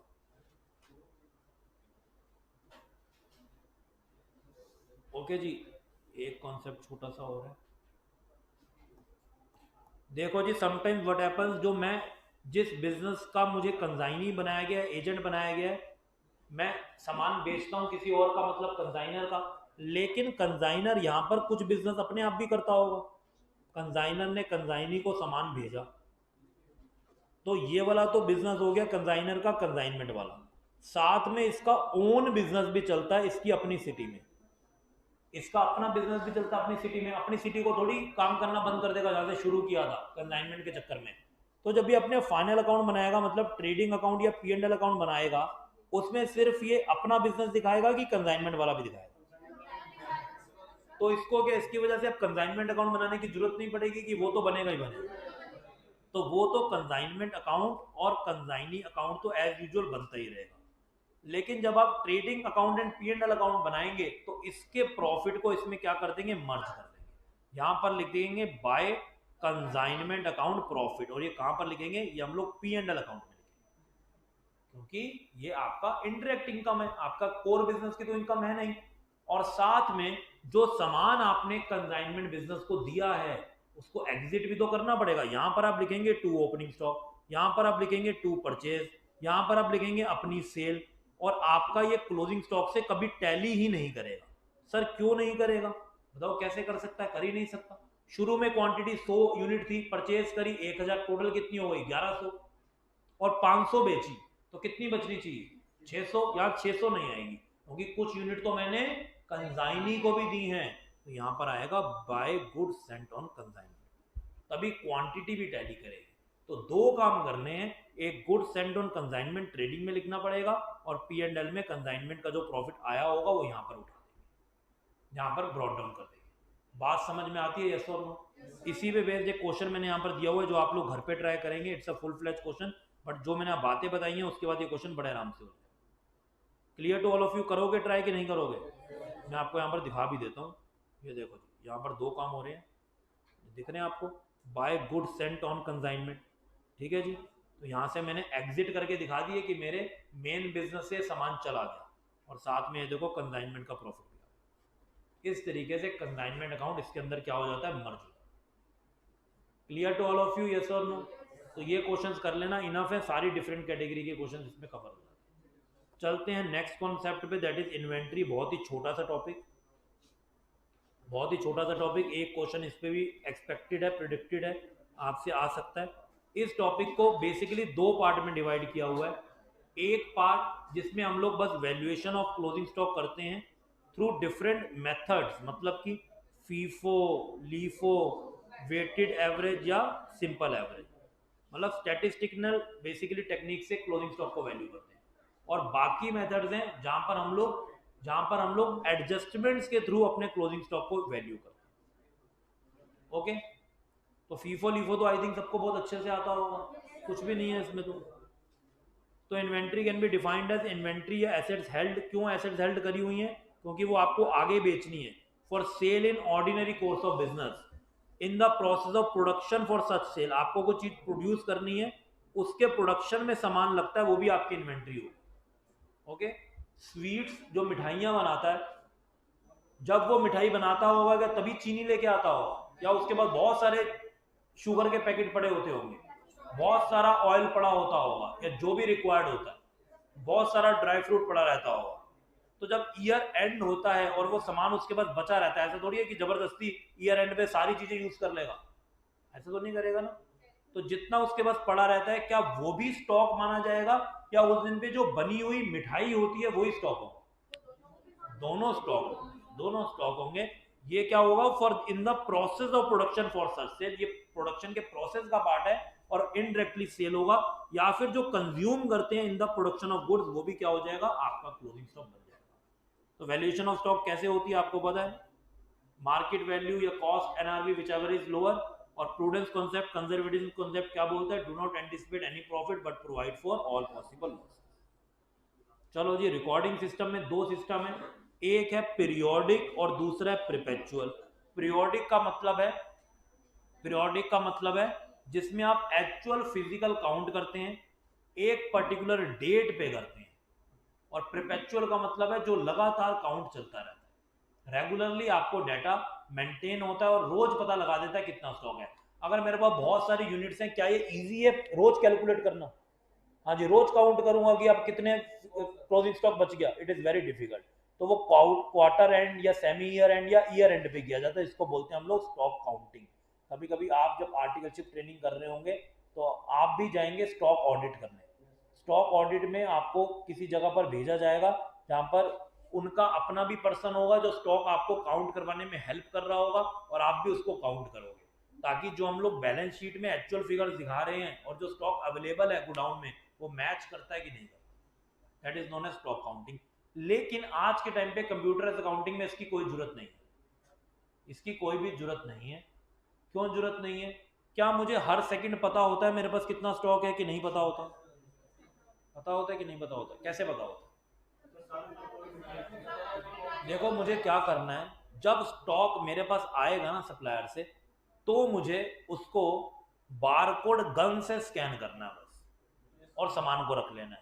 जैसे मैंने बारकोड गन से स्कैन करा, वो स्टॉक मेरे डाटा में आ गया, मेरे सिस्टम में आ गया। अब जब कस्टमर लेने जाएगा या कस्टमर को मैं बेचूंगा तो भी स्कैन करूंगा, तो एग्जिट भी हो गया, तो क्या दिक्कत है? सारा इनफ्लो आउटफ्लो तो साथ साथ ही मेंटेन हो रहा है, कोई दिक्कत ही नहीं है। लेकिन अगर जहां पर ऐसा सिस्टम नहीं होगा, आपको बार बार काउंटिंग करनी पड़ेगी। तो दो तरीके से इन्वेंट्री मेंटेन होती है, एक पीरियोडिक जब ईयर एंड क्वार्टर एंड पे कैलकुलेशंस होती हैं, और परपेचुअल जब लगातार चलती रहती है। ओके, पीरियोडिक में कभी कभी आपको बिजनेस भी बंद करना पड़ सकता है कि लास्ट डे अभी स्टॉक काउंटिंग हो रही है। कभी कभी आपने देखा होगा कुछ स्टोर्स के आधे शटर डाउन होते हैं, देखा कभी आपने ऐसा?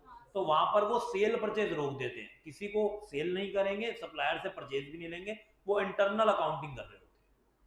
इसलिए कभी लास्ट जो वर्किंग डे होता है उसको क्लोज भी रखा जाता है, इसी वजह से रखा जाता है। ओके जी, तो ये मेथड है जिसमें हम एसरटेन करते हैं inventory by taking actual physical count, या मेजरमेंट करते हैं या वेट करते हैं of all inventory item on hand at a particular date on which inventory is value.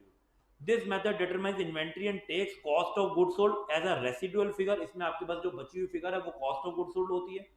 ये सिस्टम क्या है, सिंपल है और लेस एक्सपेंसिव है, क्योंकि इसमें आपको कुछ अलग से चीजें नहीं करनी पड़ती। ये ओनर मैनेजमेंट खुद भी कर सकती है अगर उनके कंट्रोल में होता है, या एक दो दिन बोल देगी लेबर को अभी आपको और कोई काम नहीं करना, स्टॉक काउंटिंग ही करनी है, उनको तो आप वैसे ही वेजेस सैलरीज दे रहे हो तो कोई फर्क नहीं पड़ता।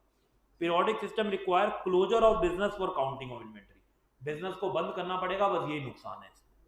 आओ जी परपेचुअल इन्वेंट्री सिस्टम में चलते हैं। ये system of recording inventory balances after each receipt and issue, हर एक बार सामान आने पे और इशू होने पे इसकी रिकॉर्डिंग होगी। It provides continuous information about inventory and cost of sale. It is a costlier method but inventory can be determined without affecting business operation. Business effect नहीं होगा और जो भी उस टाइम वहां पर बैठा होगा किसी को भी पता चल सकता है कितना स्टॉक, कोई दिक्कत नहीं, लेकिन इसमें आपको सिस्टम मेंटेन करना होगा। फाइन।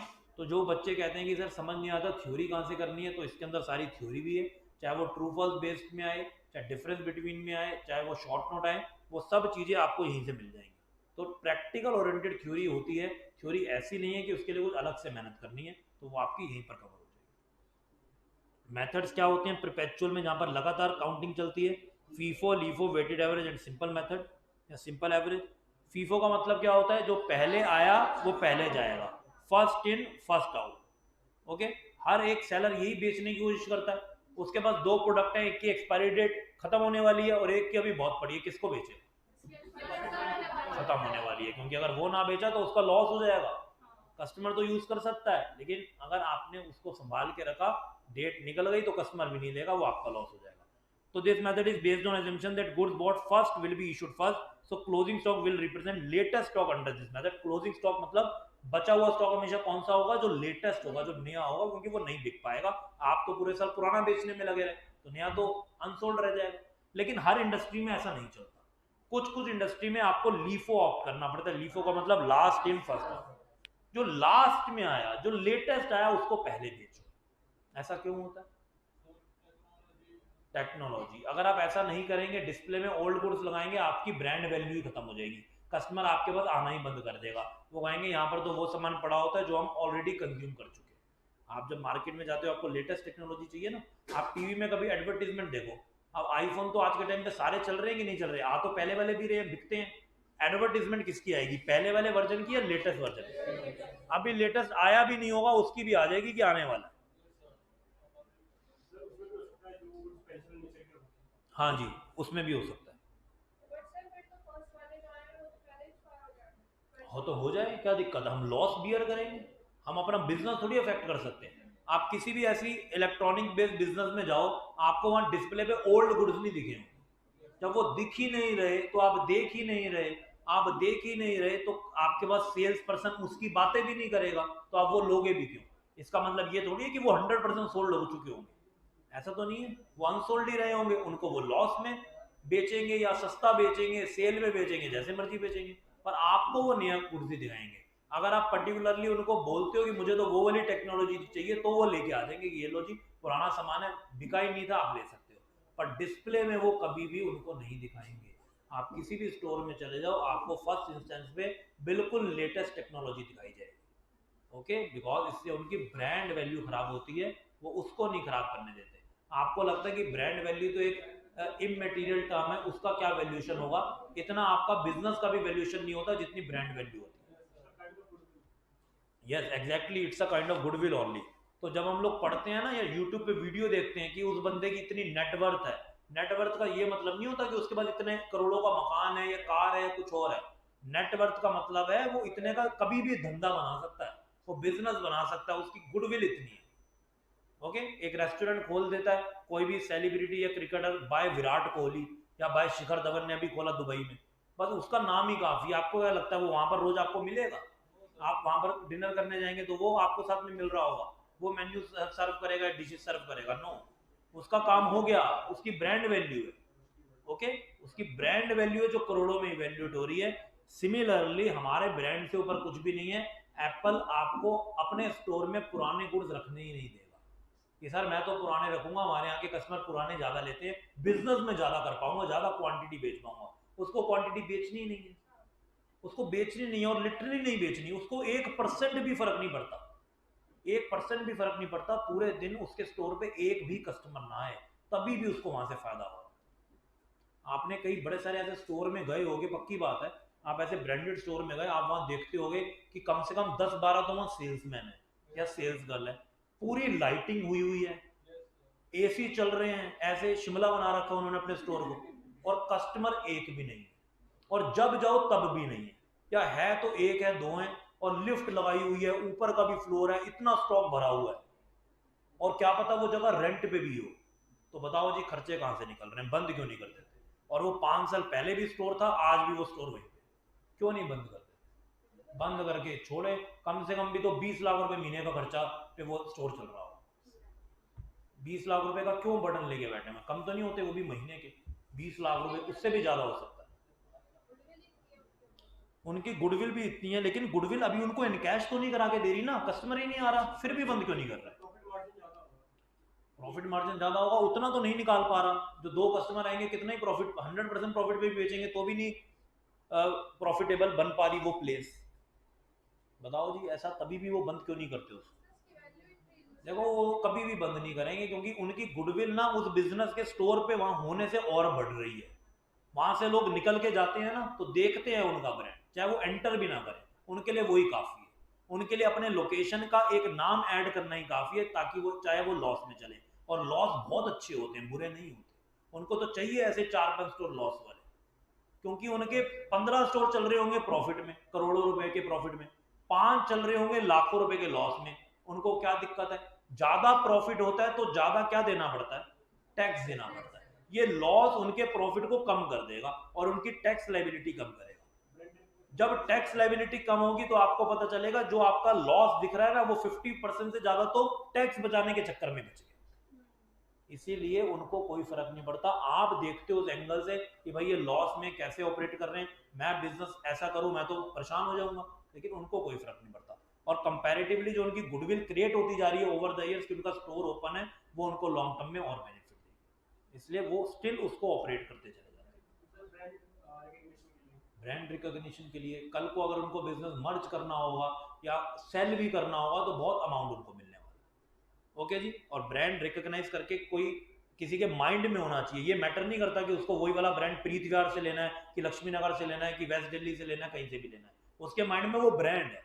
तो वहां से अगर वो जाएगा, ब्रांड इमेज क्रिएट करेगा कॉन्टिन्यूस, शायद इमेज यहाँ से क्रिएट करे और खरीदे कहीं और से। तो सेल तो एंटिटी की हो रही है ना, और एंटिटी एज अ होल देखती है कि मुझे क्या बेनिफिट हो रहा है, तो वो स्टोर्स को बंद नहीं करेगी। Clear to all of you, yes और नो?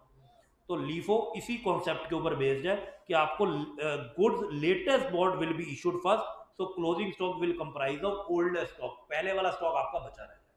वेटेड एवरेज बोलता है ना तेरी ना मेरी बीच की। ओके, हम वेटेज देंगे, मतलब इंपॉर्टेंस देंगे, और उसके हिसाब से हम लोग इसको कैलकुलेट करेंगे। ओके जी, मतलब जहां पर ज्यादा यूनिट्स हैं उसको ज्यादा वैल्यू दिया जाएगा, ज्यादा वेटेज दी जाएगी। So it does not consider issuance at bought price always. आप बॉट वाले प्राइस पे इशू करोगे, जरूरी नहीं है। और कई बार क्या होता है, गुड्स इतने यूनिफॉर्म है और अलग अलग प्राइस पे मेरे पास आए हैं, तो क्या मुझे पता है कि जो मैं बेच रहा हूँ वो कौन से प्राइस वाला गुड्स है? सारे गुड्स यूनिफॉर्म है, आते चले गए, सारे मिक्स हो गए। अब मेरे पास कस्टमर आता है तो मैं पहले देखता हूँ, अरे ये जिसको मैं ये वाली यूनिट दे रहा हूँ ये मुझे कितने की आएगी। कभी सस्ता आया माल पीछे से, कभी महंगा आया, अलग अलग प्राइसेस पे आ रहा है, तो मैं उन सबको कंबाइन कर देता हूँ और उनका एक वेटेज एवरेज प्राइस ले आता हूँ, और उस प्राइस पे मैं आगे गुड्स को बेचता हूँ। So under this method separate weighted average price per unit is calculated and then issue is made. तो वेटेड एवरेज प्राइस कैसे निकाला जाता है? बहुत ही सिंपल, आपके पास कितने गुड्स पड़े हुए हैं, उसका अमाउंट कितना है और उसकी यूनिट्स कितनी है। इसको हम लोग एक छोटे से एग्जांपल से समझते हैं। मान लेते हैं मेरे पास 1 मई को 100 यूनिट्स आई 10 रुपीज की, तो बताओ भाई टोटल अमाउंट कितना हो गया, 1,000 रुपये। और मेरे पास 4th मई को आई 50 यूनिट्स 12 रुपीज़ की, तो टोटल अमाउंट कितना हो गया, 600 हो गया। ओके, अब मेरे पास एक ऑर्डर आ गया, मतलब अब मुझे इशू करना है, और इशू कितनी यूनिट्स करनी है, 30 यूनिट्स करनी है। बताओ जी किस प्राइस पे करूं, 10 रुपए पे करूं कि 11 रुपए पे। ना फीफो लगा रहा हूं ना लीफो लगा रहा हूं, वेटेड एवरेज कॉन्सेप्ट लगा रहा हूं। देखो यहां पर जब भी मेरे पास गुड्स आते रहते हैं ना, तो मैं उनका एवरेज प्राइस चेंज करता रहता हूं। ओके, 1000 और 600 मैं बोलूंगा मेरे पास टोटल 1600 का सामान आया है और 150 यूनिट आई है। बताओ जी पर यूनिट कितने की पड़ी, डेसिमल में आ रहा है 10.67। तो ये 30 यूनिट कितने की इशू होंगे, 10.67 के हिसाब से। तो एक कितनी हो गई, 320 रुपये। समझ में आया। अगर मैं 10 और 12 की क्लीन एवरेज देखूं, सिंपल एवरेज देखूं, तो वो क्या बनती है, 11 रुपए बनती है, सबको पता ना। तो 10 और 12 की जो क्लियर एवरेज बनती है वो बिल्कुल मिडल बनती है 11। पर ये जो गुड्स हैं ये कहीं ना कहीं इधर पहुंच गए 10.67, ये बीच से लेफ्ट में क्यों गए, मतलब 10 की तरफ ये ज्यादा अट्रैक्ट क्यों हुए, 12 की तरफ क्यों नहीं, क्योंकि 10 में क्वांटिटी ज्यादा थी। जहां पर क्वांटिटी ज्यादा होगी ना उस तरफ प्राइस झुक जाएगा। ओके, तो इसलिए इसकी तरफ गया और हमारा वेटेड एवरेज के प्राइस क्या बना, 10.67, और उसी में हमने इशू कर दिया। यही अगर कॉन्सेप्ट सिंपल एवरेज का होता तो सिंपल एवरेज क्या बनती, 11 रुपए। उसको फर्क नहीं पड़ता कितनी क्वांटिटी पहले लॉट में, कितने दूसरे लॉट में, तीसरे लॉट में आ रही है, वो सारे प्राइजेस का एवरेज ले लेता है, which is purely illogical method, purely illogical.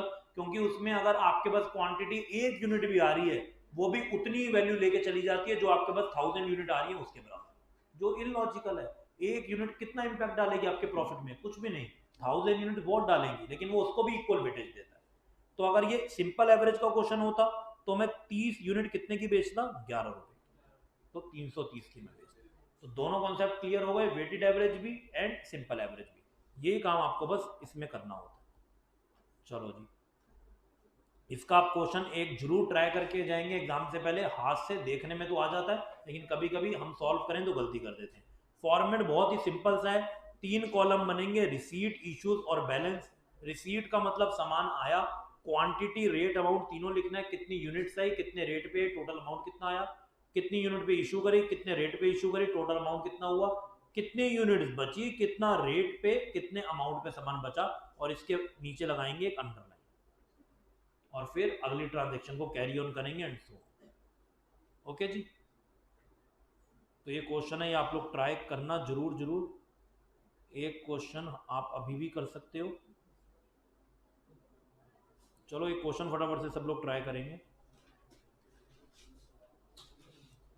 Calculate closing stock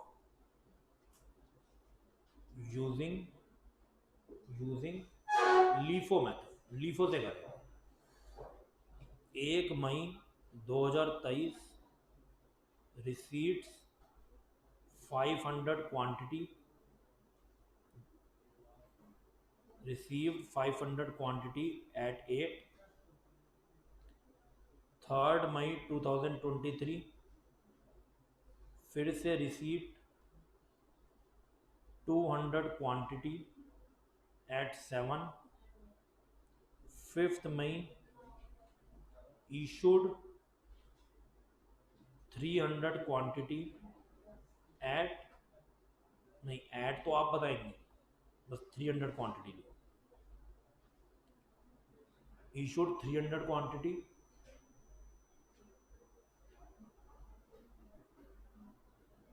okay that's it, इसी को सॉल्व करो बस। मेरे बस आपको कॉन्सेप्ट समझाना है, रिपीट चीजें हम लोग नहीं करेंगे।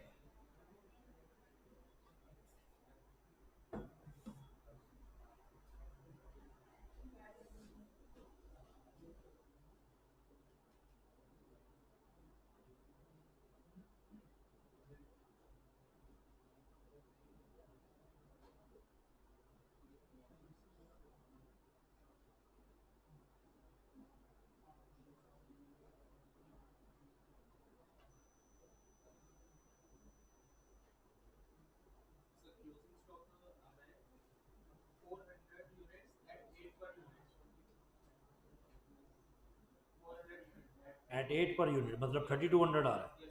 हाँ जी, बाकी लोग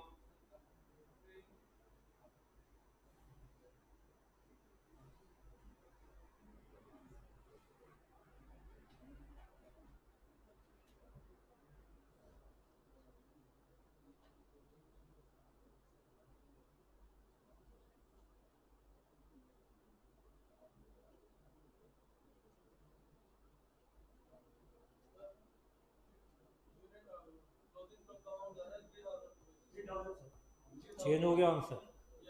how?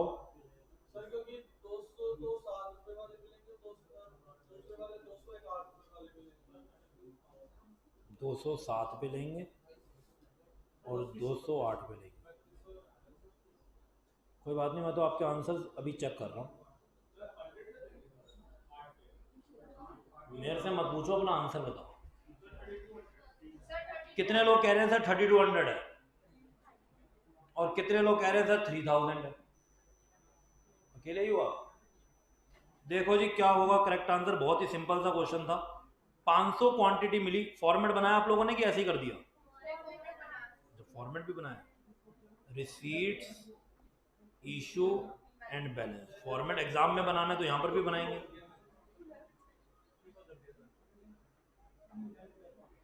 Units rate amount, units rate amount, units rate amount.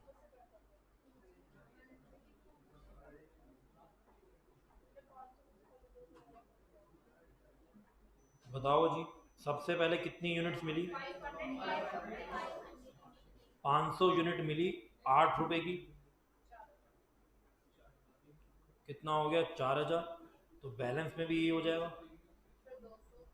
उसके बाद 200 और मिली, तो हमारे पास दो कैटेगरी हो गई। 500 वाली पहले ही थी, 200 वाली और आ गई। अब 300 इशू कर रहे हैं, तो बताओ जी 300 कौन सी वाली में से इशू करेंगे? मेथड है लीफो, लास्ट में जो आया, last in first out. 300 issue करनी है, पहले तो ये पूरी की पूरी 200 उठा लूंगा, तो 200 तो पूरी गई। जो इसको नीचे लिखता हूँ,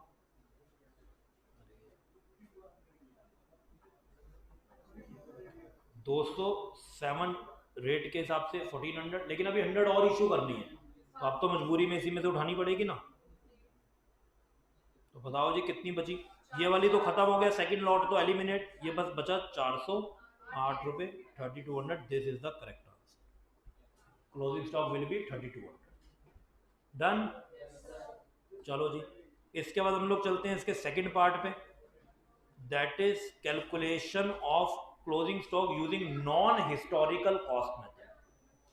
हिस्टोरिकल का मतलब होता है जो शुरू में ले लिया गया, नॉन हिस्टोरिकल का मतलब होता है जो एंड का प्राइस है, और उसके हिसाब से हम अपने आप को एडजस्ट करते हैं और कॉस्ट पे आते हैं। क्वेश्चन यहाँ पर आपको क्लोजिंग स्टॉक तो देगा लेकिन कॉस्ट पे नहीं देगा। तो क्लोजिंग स्टॉक की अगर वैल्यूएशन सेलिंग प्राइस पे हुई हुई है तो हमें कॉस्ट पे निकालना आना चाहिए। तो इसके लिए आपके पास दो मेथड है, one is adjusted selling price method. हम सेलिंग प्राइस को एडजस्ट करते हैं। सेलिंग प्राइस और कॉस्ट प्राइस में फर्क क्या होता है? प्रॉफिट का फर्क होता है। अगर मैं सेलिंग प्राइस में से प्रॉफिट हटा दूं तो वो क्या बन जाएगा? कॉस्ट प्राइस बन जाएगा, और मेरा क्लोजिंग स्टॉक मुझे कॉस्ट प्राइस पे चाहिए। तो मुझे अल्टीमेटली कहीं ना कहीं से प्रॉफिट एलिमिनेट करना है और मैं कॉस्ट प्राइस पे आ जाऊंगा, वही मेरा क्लोजिंग स्टॉक होगा, जिसको क्या बोलते हैं? मैंने एडजस्ट करा सेलिंग प्राइस। सेलिंग प्राइस में क्या करी? एडजस्टमेंट करी। Okay, and second method is standard cost method. यहां पर क्या होता है, ये बेसिकली थ्योरेटिकल है, इसके क्वेश्चंस आपको नहीं करने। स्टैंडर्ड कॉस्ट में हर इंडस्ट्री की अलग अलग कॉस्ट होती हैं और प्राइजेस भी चेंज होती हैं। तो क्या स्टैंडर्ड उन्होंने रखा अपनी कॉस्ट का कि इससे कम पे हम नहीं बेचेंगे, based on previous experiences, previous data, उसको हम लोग बोलते हैं स्टैंडर्ड कॉस्ट मेथड। ओके, ये थ्योरी में क्वेश्चन आ सकता है, इसको पढ़ के जरूर जाना। Now let's see some questions. ये वाला क्वेश्चन इंपॉर्टेंट है, ये मैं आपको बता दूं क्योंकि कुछ कुछ ये भी मुझे आपको साथ साथ बताना चाहिए कि एग्जाम के लिए क्या इंपॉर्टेंट है। From the following particular value of inventory आपको निकालनी है 31 मार्च को, मतलब क्लोजिंग स्टॉक। ओपनिंग स्टॉक आपको दिया हुआ है, परचेजेस आपको दी हुई है, मैन्युफैक्चरिंग एक्सपेंस दिए हुए हैं, सेलिंग दिए हुए हैं, एडमिनिस्ट्रेटिव दिया हुआ है, फाइनेंशियल चार्ज दिया हुआ है और सेल्स भी दिया हुआ है। ओके, उसके बाद देखो वो क्या कह रहे हैं, at the time of valuing inventory as on 31st March 16, A sum of 17,500 was written off on a particular item which was originally purchased for 50,000 and was sold during the year 45,000. कह रहे हैं जब हम लोग inventory का valuation करते हैं ना तो एक आइटम थोड़ी सी अलग तरीके से बिहेव करती है, मतलब आपका प्रॉफिट कमाने का बाकी सब आइटम्स पे तो तरीका यूनिफॉर्म है, लेकिन एक आइटम उस प्रॉफिट परसेंटेज पे नहीं बिकती। कभी कभी ऐसा हो जाता है कि नहीं हो जाता? ओके, आपके आपके शॉप पे आपका फ्रेंड आ गया तो क्या उससे वही परसेंटेज पे प्रॉफिट लोगे? नहीं, नहीं सर, उससे भी ज्यादा लेंगे, है ना। आ गया मुर्गा पकड़ में, सारे हिसाब किताब नक्की कर लेंगे एक ही दिन, हम उससे जनरली कम प्राइस पे लेंगे। ओके, और अगर हमारे किसी स्टॉक में कुछ डिफेक्ट था या कुछ दिक्कत थी या आउट ऑफ ट्रेंड चला गया था, अब उसका ट्रेंड ही नहीं है, फिर तो कम पे बेचना पड़ेगा ना, नहीं तो जो आज मिल रहा है वो भी नहीं मिलेगा। कभी कभी चीजें लॉस पे भी बुक करनी पड़ती हैं। तो कह रहे हैं बेरिंग द ट्रांजेक्शन, इसको छोड़ के relating to this item gross profit कितना कमाते हैं? 20% ऑन सेल। तो प्रॉफिट है 1/5 ऑन सेल, मतलब 1/6 ऑन, सॉरी 1/4 ऑन कॉस्ट। तो ये आपका प्रॉफिट का परसेंटेज है, लेकिन इस आइटम पे नहीं कमाएंगे। इस आइटम पे तो देखो प्रॉफिट हो ही नहीं रहा। 17,500 की ये आइटम आपने सम उसको क्या करा? राइट ऑफ करा। ओरिजिनली खरीदी थी 50,000 की, तो 50 की खरीदी, 17,500 इसकी वैल्यू डाउन कर दी। बताओ जी इसकी वैल्यू कितनी रह गई? और 32,500 की कितने की बेच दी? 45,000। तो अब ये मत सोचना कि सर प्रॉफिट हो तो गया, 32,500 की 45 में बेच दी, प्रॉफिट नहीं हुआ। 50,000 की 45 में बेची है, 5,000 का तभी भी क्या हुआ? लॉस हुआ। ये रिटर्न ऑफ भी तो आप ही कर रहे थे, कोई और थोड़ी कर रहा था। तो खुद ही वैल्यू डाउन कर दो पहले तो इतनी, फिर महंगी बेच के बोल दो प्रॉफिट हो गया। This is not a profit. और बाकी सब पे क्या हो रहा है? प्रॉफिट हो रहा है। तो आपको क्लोजिंग स्टॉक कैलकुलेट करना है और इस ट्रांजेक्शन को भी देख के करना है। मुझे दिक्कत नहीं होती एसपी माइनस प्रॉफिट करने में, और मेरे पास कॉस्ट प्राइस आ जाता है, कोई दिक्कत नहीं होती। लेकिन अब दिक्कत ये है कि सब में तो प्रॉफिट हो रहा है लेकिन एक में नहीं हो रहा, तो कैसे इनको एडजस्ट करूं? दिस इज माई क्वेरी जो मुझे यहाँ पर सॉल्व करना है। तो कैसे करेंगे बताओ जी? देखो फटाफट से कैसे करेंगे। पहले तो मैं देखूंगा मेरे पास टोटल स्टॉक है कितने का। ओपनिंग स्टॉक 1,42,500 का है, और सामान आ गया 762,500 का, और उन पे मैन्युफैक्चरिंग के खर्चे भी हुए। क्या बाकी खर्चे भी स्टॉक के ऊपर डायरेक्टली होते हैं?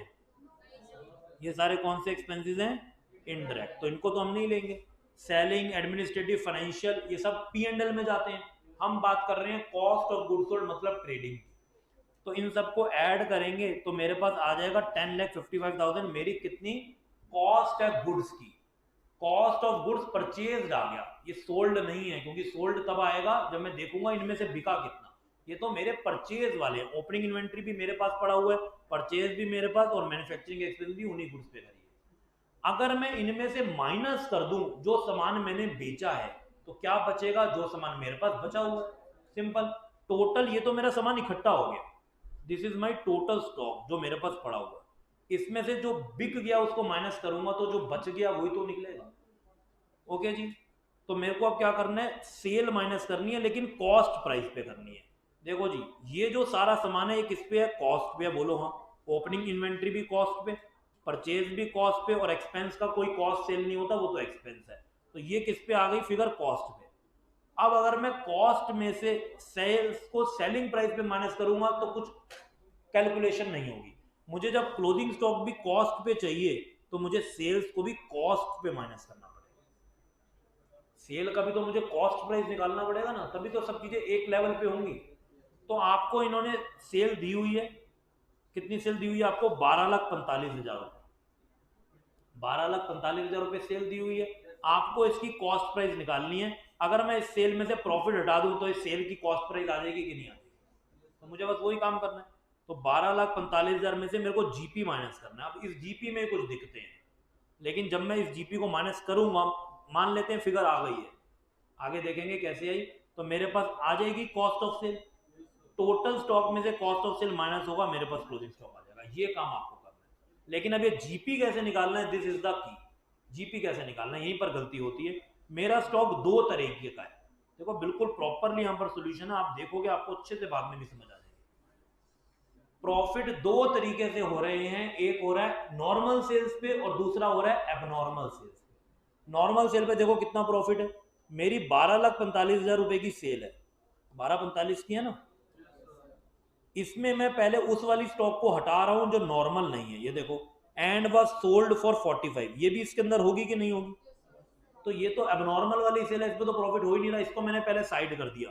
1245 में से 45 किया, बचा 12 लाख, और प्रॉफिट कितना है? 20% है सेल पे, तो 12 लाख का 20% हो गया 2,40,000 नॉर्मल सेल पे। अब आते हैं एबनॉर्मल पे। एबनॉर्मल पे देखो कितना प्रॉफिट हुआ इस साल, क्योंकि पिछले साल तो आपने राइट ऑफ कर दिया था, आपने इसकी वैल्यू बना दी थी 32,500 और अब आपने 45,000 की बेच दी, तो कितने का प्रॉफिट इस बार बुक हुआ? 12,500 का। टोटलिटी में देखें तो कोई प्रॉफिट नहीं है, पिछले साल भी तो आप ही ने राइट ऑफ किया था, दोनों ईयर्स को कंबाइन करें तो लॉस ही हुआ है, लेकिन पिछले साल लॉस ज्यादा ले लिया तो इस साल हमको प्रॉफिट देना पड़ेगा। तो 12,500 का ये कौन सा प्रॉफिट है? एबनॉर्मल। टोटल कैलकुलेट किया तो कितना आ गया? 252,500, और इसी को हमने यहाँ पर लिख दिया। Clear to all of you, yes और नो? और हमारे पास निकल आया क्लोजिंग स्टॉक। यहाँ पर क्वेश्चन आपसे एक चीज और पूछ सकता है, ऑल्सो कैलकुलेट नेट प्रॉफिट। तो अब तो नेट प्रॉफिट निकालने में कोई दिक्कत ही नहीं है। नेट प्रॉफिट कैसे निकालते हैं? जीपी में से सारे इंडायरेक्ट एक्सपेंसेस माइनस कर दो। ओके जी, जीपी अभी अभी आया, ये देखो ये रहा जीपी, और इनडायरेक्ट एक्सपेंस 3 आपको क्वेश्चन में दिए हुए थे, माइनस करेंगे तो हमारे पास एनपीवी आ जाएगा। तो क्वेश्चन को और भी एक्सटेंड कर सकता है यहाँ पर एग्जामिनर। समझ में आया, यस और नो? तो ये इंपॉर्टेंट क्वेश्चन अच्छे से करके जाएंगे, एग्जाम में पक्का पक्का आ सकता है। क्लियर? चले आगे। तो इन्वेंट्री में एक क्वेश्चन ये देखना है, एक ये वाला भी क्वेश्चन देखना है जिसमें कुछ एरर्स हैं या कुछ ओमिशंस हैं, लेकिन ऑब्वियसली एरर और ओमिशन हमको जर्नल एंट्री से सॉल्व नहीं करने, जो हमने रेक्टिफिकेशन ऑफ एरर में किया था, ये हमको ठीक करने अकाउंट से। और वो अकाउंट क्या है? P and L adjustment account. याद करो, वहां पर भी हम लोगों ने P and L adjustment account से रेक्टिफिकेशन की थी, लेकिन वो वाया जर्नल एंट्रीज की थी। यहाँ पर आपको उसको लेजर अकाउंट से करना है। ये 6 लाख का आपके पास गलत प्रॉफिट है, इसको आपको ठीक करना है। टेक्निक सेम रहेगी जो हमने वहां पर किया। ऐसे ही पढ़ते हैं ना हम लोग, जब कोई चीज गलत उसने क्रेडिट कर दी होगी, हम वापस उसको डेबिट कर देंगे ताकि नलीफाई कर दें। डेबिट करी होगी तो क्रेडिट कर देंगे। ये काम तो हमने बीआरएस में भी देखा, जब एडजस्टेड कैश बुक बना रहे थे, वहां पर भी तो ऐसे ही करते थे। एक चीज उसने रिकॉर्ड गलत कर दी, ट्वाइस कर दी, तो हम डेबिट में कर देते हैं। तो वही काम आपको करना है, ये भी आप लोग खुद से क्वेश्चन करके आएंगे एक बार। Next topic is depreciation. Next topic is, क्या हो गया? कुछ अलग सी आवाजें सुनने को आ रही है। देखो, बाकी आपने कितनी क्लास ली नहीं ली मुझे उससे खास मतलब नहीं है, मुझे तो अपना कोर्स कंप्लीट कराना है ना, मेरी भी तो रिवीजन होनी चाहिए। ओके, बाकी सब्जेक्ट्स की हो जाएंगी तो क्या अकाउंट्स के लिए आओगे? नहीं आओगे। तो सारे टॉपिक साथ साथ चलने चाहिए ना। फाइन। अब एक क्लास मेरे को अगली कब लेनी है? कल लेनी है मोस्ट प्रोबेबली, तो 2 क्लासेस में बाकी टॉपिक भी तो कवर करने हैं। अभी आज आपकी कब से क्लासेस हो रही है? तो ब्रेक नहीं मिला? अगर आप चाहते हो ब्रेक तो मैं ब्रेक दे सकता हूँ 10 मिनट का, उसके बाद स्टार्ट कर। देख लो कितने कह रहे हैं सर ब्रेक दे दो, 10 मिनट बाद स्टार्ट करते हैं। कोई नहीं चाहता, और बाकी सब चाहते हैं सर कंटिन्यू कर। ठीक है ना? क्या नींद आ रही है? यहीं पे सो जाओ, बस जाना मत, क्योंकि सोते सोते भी कुछ चीजें दिमाग में सुनाई जाती हैं तो फिर याद रहती हैं। ठीक है?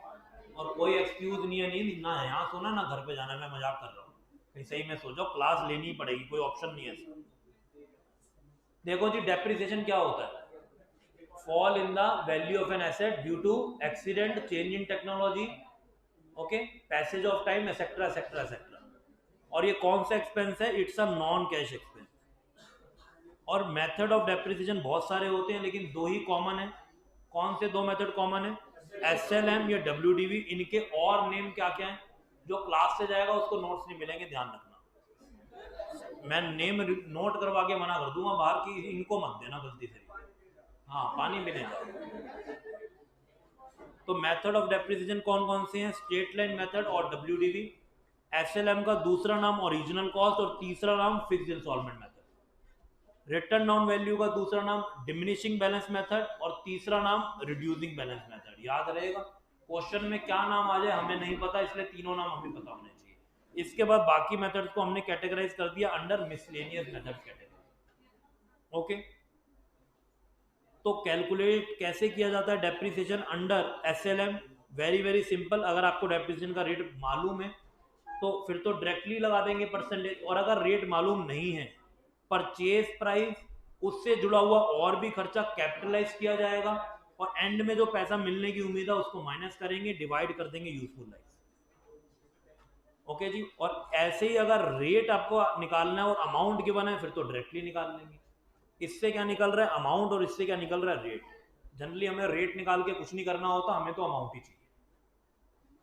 जर्नल एंट्री क्या होंगी, बहुत ही सिंपल है। एसेट खरीदोगे तो asset to bank, depreciation charge करोगे तो डेप्रिसिएशन टू एसेट। अब एसेट को बेचोगे तो तीन चीजें हो सकती हैं, या तो पार पे बेचोगे, या प्रॉफिट पे बेचोगे, या लॉस पे बेचोगे। पार पे बेचोगे तो बैंक और डेबिट टू एसेट, क्योंकि कुछ स्कोप ही नहीं बचेगा पी एंड एल का, कहीं पर आएगा नहीं। अगर प्रॉफिट पे बेचोगे तो बैंक अकाउंट ज्यादा से डेबिट होगा, एसेट कम से क्रेडिट होगी, क्रेडिट में वैकेंट बना रहेगा, वो पी एंड एल में आ जाएगा। लॉस में बेचोगे तो bank debit P and L, loss debit to asset account. कितनी सिंपल सिंपल बातें हैं। आगे चलते हैं। एंड ऑफ द ईयर में आपको डेप्रिसिएशन को ट्रांसफर करना पड़ेगा पी एंड एल अकाउंट। उसके बाद ये टिप्स हैं बहुत इंपॉर्टेंट, ये याद रही तो क्वेश्चन होगा ठीक, और भूल गए तो क्वेश्चन होगा गलत। आपको हर क्वेश्चन में तीन चीजें ढूंढनी है। क्या क्या? डेप्रिसिएशन का रेट क्या है, मेथड कौन सा बोला है, और ईयर कौन सा फॉलो करने के लिए बोला है, जो आपको बहुत आराम से मिलेगा क्वेश्चन को ध्यान से पढ़ के। डेप्रिसिएशन हमेशा चार्ज होगा at the end of year, you all know. जब किसी एसेट को बेचते हैं तो दिमाग में एक घंटी बज जानी चाहिए कि एक वर्किंग नोट बनाना पड़ेगा, और वो वर्किंग नोट कौन सा है, प्रॉफिट और लॉस उस एसेट पे क्या, उसी टाइम बनाना है जैसे ही पता चल रहा है कि एसेट को बेचा जा रहा है। डेप्रिसिएशन उसी टाइम लगना बंद हो जाएगा, सीज टू चार्ज, जब एसेट बेच दी जाएगी, क्योंकि अब आपके पास पावर नहीं है डेप्रिसिएशन लगाने की, जिसको बेची है वो लगाए, आप वो एक्सपेंस आगे क्लेम नहीं कर सकते। अगर डेप्रिसिएशन रेट गिवन है विदाउट वर्ड्स पीए, वेरी वेरी इंपॉर्टेंट, और सिर्फ इस टॉपिक के लिए इंपॉर्टेंट नहीं है, बहुत सारे टॉपिक में ये दिक्कत आती है। अगर पीए या पर एनम नहीं लिखा हुआ तो पूरे ही ईयर का डेप्रिसिएशन लगाएंगे, सीधा परसेंटेज से मल्टीप्लाई कर देंगे। ध्यान रहेगा कि नहीं, पेपर में हम लोग ध्यान तो लेकिन देते नहीं है, लेकिन ध्यान देना बहुत जरूरी है। अगर पर एनम या पीए लिखा है तो ही मंथ्स के अकॉर्डिंगली प्रोपोर्शनेट करना है, नहीं तो पूरे ईयर का।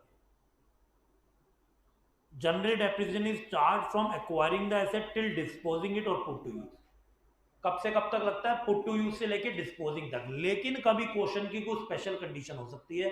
अगर क्वेश्चन बोलेगा कि डेप्रिसिएशन चार्ज करना है फुल ईयर बेसिस पे, जिस साल में बेची है एसेट, तो पूरे साल का लगाएंगे। और अगर क्वेश्चन बोलेगा कि कोई डेप्रिसिएशन नहीं लगाना जिस साल में बेची है, तो कोई भी डेप्रिसिएशन नहीं लगाएंगे। ये क्वेश्चन स्पेसिफिक इंफॉर्मेशन है, और क्वेश्चन ऐसा कुछ भी नहीं बोलेगा तो फिर वही general rule, put to use से लेकर सेल तक पूरा लगेगा। ये प्रेजेंटेशन आपको पता होगी, तीन तरीके से आप लोग डेप्रिसिएशन को शो करते हैं। कौन कौन से तीन तरीके? पहला, only asset account is prepared या only machinery account is prepared. सब कुछ इसी में होगा, मशीनरी का आना, मशीनरी का जाना, डेप्रिसिएशन चार्ज होना, प्रॉफिट लॉस निकालना, सब कुछ इसी में। ये तो हम बहुत बार कर चुके हैं। To bank depreciation charge, closing value, brought down value, उस ईयर का डेप्रिसिएशन, सेल हो गई, पैसा आ गया, एसेट बिक गई, लॉस हो गया तो इधर, प्रॉफिट होगा तो इधर आ जाएगा, to P and L profit, और एंड में बैलेंस करेगा। डन। अगर डेप्रिसिएशन अलग से रिकॉर्ड करना है तो अकाउंट ओपन होगा प्रोविजन फॉर डेप्रिसिएशन का। फिर इस मशीनरी अकाउंट का थोड़ा सा रिलैक्स मिल जाएगा, क्योंकि ये डेप्रिसिएशन वाली फिगर यहां नहीं आएंगी, वो कहां जाएंगी, प्रोविजन फॉर डेप्रिसिएशन। ये देखो जी, second method, when machinery plus provision for depreciation account is prepared. तो मशीनरी में एसेट आई, balance carry down, brought down, carry down, change ही नहीं होती एसेट की वैल्यू, बुक वैल्यू पे ही चलता रहता है, क्योंकि इसका डेप्रिसिएशन कहां लग रहा है, प्रोविजन फॉर डेप्रिसिएशन में लग रहा है। By depreciation to balance carry down, by brought down, फिर depreciation to balance carry down, और फिर जिस ईयर में एसेट बिकेगी, ये सारा डेप्रिसिएशन जो लगा हुआ होगा उठ के कहां चला जाएगा, यहां पर चला जाएगा। तो यहां per year by year asset की वैल्यू डाउन नहीं होती, लेकिन जिस दिन बेचनी होती है एक ही झटके में पूरी वैल्यू डाउन हो जाती है, तो प्रॉफिट लॉस तो गलत आ ही नहीं सकता। तो बाय बैंक जितने की सेल हुई, by P and loss, end में क्लोजिंग वैल्यू कर दी। Clear to all of you? And last और भी सुपर स्पेशलाइजेशन, अब तीन अकाउंट ओपन होंगे, मशीनरी अलग, प्रोविजन फॉर डेप्रिसिएशन अलग, और एसेट डिस्पोजल भी। तो जो बेचने वाली सारी कहानी होंगी वो कहां होंगी, एसेट डिस्पोजल में, और ये अकाउंट अपने आप क्या हो जाएगा, टैली हो जाएगा। तो मशीनरी में तो अब कुछ भी नहीं आना, बस ब्रॉट डाउन कैरी डाउन चलता रहेगा। To bank by carried down, to brought down by carried down, to brought down, और जब बेच रहे हैं या डिस्पोज हो रही है तो लिखेंगे by asset dispose. Provision for depreciation as usual वैसे ही बनेगा, लेकिन अब यहाँ से मशीनरी का डेप्रिसिएशन टू मशीनरी में नहीं जाएगा, टू मशीनरी डिस्पोजल में जाएगा। अब मशीनरी डिस्पोजल यहाँ से पकड़ेगी एसेट की वैल्यू और यहाँ से पकड़ेगी डेप्रिसिएशन की वैल्यू, और दोनों को यहाँ पर लिख देगी टू मशीनरी और यहाँ पर to by provision for depreciation, और फिर देखेगी कितना पैसा मिला और कितना लॉस हुआ। ये अकाउंट आपका अपने आप क्या हो जाएगा, टैली हो जाएगा। तीनों मेथड से एक आपको क्वेश्चन जरूर करना है, कोई भी क्वेश्चन उठाओ तीनों मेथड से कर दो। क्या तीनों मेथड में वर्किंग नोट्स भी अलग अलग बनेंगे? क्या प्रॉफिट और लॉस निकालने का तरीका चेंज हो जाएगा इसके वर्किंग नोट का? क्या डेप्रिसिएशन की कैलकुलेशन चेंज हो जाएगी? नहीं, कुछ भी नहीं, बस प्रेजेंटेशन चेंज होगी। तो एक क्वेश्चन उठाओ तीनों मेथड से ट्राई करो और देखो आपका आंसर टैली हो रहा है कि नहीं। चलो जी, अगर रेट गिवन नहीं है और WDV मेथड लगाना है तो ये खतरनाक सा फॉर्मूला अप्लाई करना पड़ेगा। देखो अकाउंट्स में इससे खतरनाक फॉर्मूला ही नहीं है, और ये अगर मैथ्स की क्लास चल रही होगी ना तो आप कहोगे कि सर ये कोई खतरनाक फॉर्मूला है, हमने तो क्या क्या देख लिया अपनी जिंदगी में। हाँ जी, तो अकाउंट्स में ये लास्ट खतरनाक है, क्योंकि अकाउंट्स में कोई फॉर्मूले होते ही नहीं, अकाउंट्स में होती है कॉमन सेंस। हर चीज के पीछे कॉन्सेप्ट होता है, फॉर्मूले आप खुद क्रिएट कर सकते हैं। ओके, लेकिन यहाँ पर कैसे करेंगे, 1 माइनस अंडर रूट एन, मतलब life scrap value divided by cost. पढ़ा होगा आपने मैथमेटिक्स में, अगर पावर जो होती है वो कुछ अजीब सी है तो उसको कैसे कैलकुलेट करते हैं।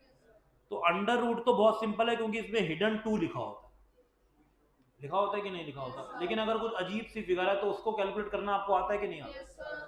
कैसे करते हैं? तो कर लोगे।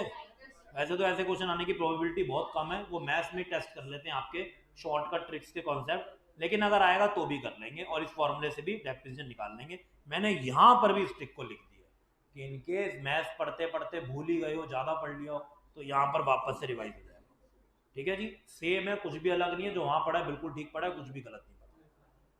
तो ये तो बातें हुई हमारे पुराने वाले मेथड की जो बचपन में पढ़ते थे, SLM और WDV।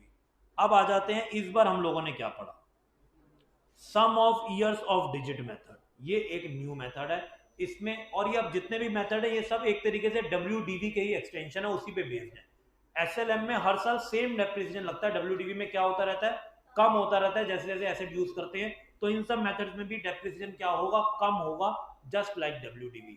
तो sum of years of digit method क्या बोलता है, ये बोलता है हम डेप्रिसिएशन को कैलकुलेट करेंगे by multiplying the original cost of asset less estimated scrap value. क्योंकि देखो आपको जो डेप्रिसिएशन लगाना है वो बची हुई वैल्यू पे लगाना है, मतलब कॉस्ट माइनस स्क्रैप पे। टोटल कॉस्ट पे कभी डेप्रिसिएशन नहीं लगता, क्योंकि स्क्रैप तो आपको कल भी मिली जाएगी तो वो तो डेप्रिशिएट हुई नहीं। अगर मैंने एक एसेट खरीदी 1 लाख की और वो 10 साल के बाद 10,000 तो पक्का पक्का दे देगी, उसका जो लोहे का वेट होगा वही 10,000 रुपए देगा। तो बताओ जी मुझे कितने रुपए का डर है, 1 लाख का कि 90,000? 90 का। तो डेप्रिसिएशन 90 तक ही लग सकता है। तो क्या करेंगे हम लोग, ओरिजिनल कॉस्ट में स्क्रैप वैल्यू माइनस करेंगे, बची हुई वैल्यू पे डेप्रिसिएशन कैसे लगाएंगे, number of years of remaining life और divided by total of all digits of life. मतलब अगर 5 साल उसकी लाइफ है तो टोटल डिजिट कितना हो जाएगा, 1 + 2 + 3 + 4 + 5 कितना हो गया, 15 हो गया। और अगर अभी मैं पहले साल में हूं तो डेप्रिसिएशन कितना लगाऊंगा, 1/50। पहले साल में हूं ना तो मेरा नंबर क्या है, 1 है। अगले साल में हूं तो 2/15, फिर 3/15, 4/15 एंड सो ऑन। इस तरीके से मैं लगाऊंगा कि कितनी लाइफ मेरी बची हुई है। तो बताओ जी शुरू में मेरी कितनी लाइफ बचेगी, ज्यादा बचेगी कि कम बचेगी? ज्यादा बचेगी। तो अगर मैं स्टार्टिंग में खड़ा हुआ हूं तो मेरे पास 5 साल बचे हैं, तो क्या हो जाएगा, 5/15। फिर 1 साल बीत गया, 4/15, फिर 3/15, फिर 2/15 और एंड में 1/15। बताओ जी ये WDV के कॉन्सेप्ट को फॉलो कर रहा है कि नहीं कर रहा? डिक्लाइन हो रहा है डेप्रिसिएशन, तो इसमें भी यही होता है। इसमें जो टोटल लगाना है वो आप इससे भी लगा सकते हैं, जो आपने बचपन में AP में पढ़ा होगा। ओके, नहीं तो नॉर्मल 1 + 2 + 3 + 4 तो कर ही सकते हैं, इससे थोड़ा सा शॉर्ट हो जाता है। आपको एन में लाइफ डालनी है, लाइफ कितनी थी, 5 साल। 5 + 1/2 कितना हो गया, 5 × 6/2 कितना हो गया, ये भी 15 आ गया। तो कैसे भी कर सकते हैं, बोथ आर इक्वली करेक्ट। इसके बाद चलते हैं नेक्स्ट मेथड में, मशीन आवर्स मेथड।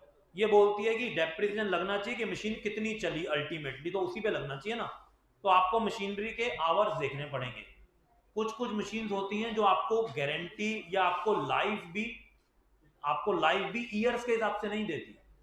जनरली हम लोग जो एसेट लेते हैं वो ईयर के हिसाब से होती है ना, 12 महीने की वारंटी है फोन ले लिया तो वो 12 महीने में ये नहीं बोलते कि इतने घंटे चलाओगे तो वारंटी है, ये तो नहीं बोलते। चाहे 12 महीने में पूरे दिन फोन पे बैठे रहो, चाहे 12 महीने में खाली 12 बार चलाओ, आपको वारंटी तो 12 मंथ्स की मिलेगी। लेकिन कुछ मशीन्स होती हैं जो आपको आवर्स पे बेस्ड गारंटी वारंटी देती हैं, जैसे कि ये प्रोजेक्टर।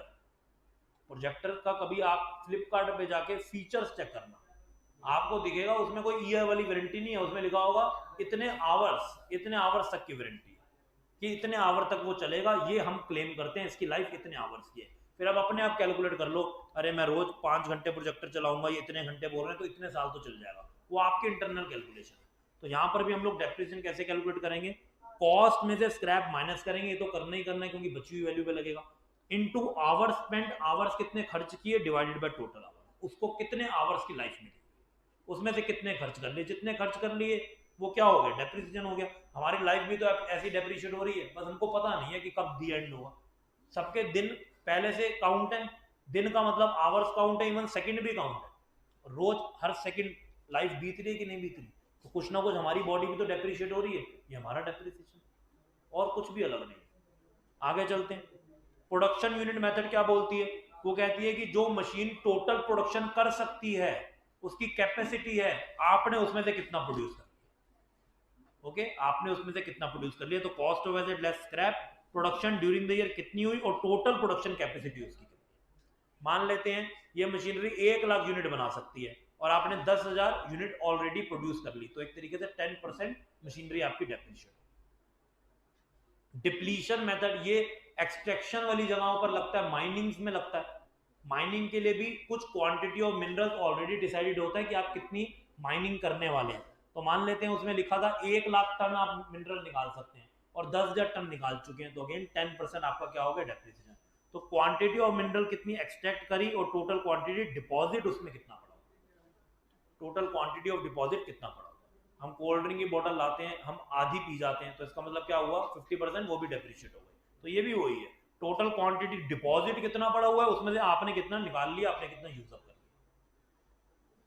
लिया। Next very important concept, revision of estimated useful life of property plant and equipment which is in line with AS10। आप सबको पता है AS10 में कुछ चेंजेस आए जिसकी वजह से उसका नाम प्रॉपर्टी प्लांट एंड इक्विपमेंट हो गया, और उसी के बाद ये कॉन्सेप्ट है। कह रहे हैं अगर estimated useful life during the year change हो जाए तो आप डेप्रिसिएशन कैसे चेंज करेंगे। हो सकता है ना ऐसे, पहले तो लगता था कि ये एसेट सिर्फ 5 साल चलेगी और 4 साल बीत चुके, अभी तक कोई दिक्कत ही नहीं आई, तो हमें उम्मीद है अभी ये 3 साल और चल जाएगी। तो पहले आप स्टार्टिंग में डेप्रिसिएशन लगा रहे थे 5 साल के हिसाब से, और 4 साल के बाद लग रहा है 3 साल और चल जाएगी, तो जब पता चला कि लाइफ बढ़ गई है तो डेप्रिसिएशन भी चेंज करना पड़ेगा। क्योंकि अगर आप पुराने के हिसाब से लगाएंगे तो 1 साल बचा है, 1 साल में तो आप खत्म कर देंगे, फिर बाकी के 2 साल चला क्या रहे, ऐसी चल रही है मशीन, कुछ तो है ना उसमें चलाने लायक, तो आपको डेप्रिसिएशन बचे हुए ईयर्स में स्प्रेड करना होता है। समझ में आई मेरी बात। मान लेते हैं हमने 50,000 की मशीन ली थी और सोचा था कि ये तो 5 साल चलेगी, 5 साल चलेगी, और 4 साल बीत चुके हैं, तो बताओ जी इन 4 साल में कितने कितने रुपए से डेप्रिसिएशन लगा रहे हैं। स्क्रैप जीरो है, लेट्स सपोज 10-10 हजार लगा रहे हैं, 50,000 की मशीन थी, 5 साल चलनी थी, तो 10 10 10 10 10 ये सोचा था शुरू में, 4 साल बीत गए, हम ऐसे वर्बल कैलकुलेशन भी कर सकते हैं, 4 साल बीत गए, 40,000 डेप्रिशिएट हो गई, कितनी बची, 10,000 बची। अब आखिरी साल जब बचा था तो हमने देखा मशीन तो बहुत अच्छी चल रही है, और पता चला 2 साल अब और चल जाएगी, 2 साल और चल जाएगी, तो अब टोटल कितने साल हो गए, एक ये वाला और 2 और, तो टोटल 3 साल में मेरे को 10,000 रुपए स्प्रेड करने हैं, जो कि आएगा 3,330। अब मैं उसको इसी साल में खत्म नहीं करूंगा, अब मैं उसको 3 साल लेके चलूंगा। This is known as revision of estimated useful life of plant and equipment. और अगर कभी ऐसा भी हुआ कि 4 साल के बाद आपकी एसेट की वैल्यू बढ़ गई या वैल्यू डाउन हो गई, तो आपको उसकी अमाउंट को भी कम करना पड़ेगा एंड अकॉर्डिंगली डेप्रिसिएशन लगाना पड़ेगा। तो ये सब लिखा हुआ जो आपको बता रहा हूं। नेक्स्ट इज रीवैल्यूएशन, जो भी बताया, अगर रीवैल्यू हो गई, उसकी वैल्यू ऊपर चली गई या नीचे चली गई, कुछ भी हो गई, तो आपको उसको भी अकॉर्डिंगली एडजस्ट करना पड़ेगा। और साथ में आपको क्या करना है, उसको डिस्क्लोज भी करना है जिस साल में आपने रिवैल्यूएशन की। Clear to all of you. अब आपकी जिम्मेदारी भी कुछ बनती है, वो भी करके आएंगे तभी मजा आएगा।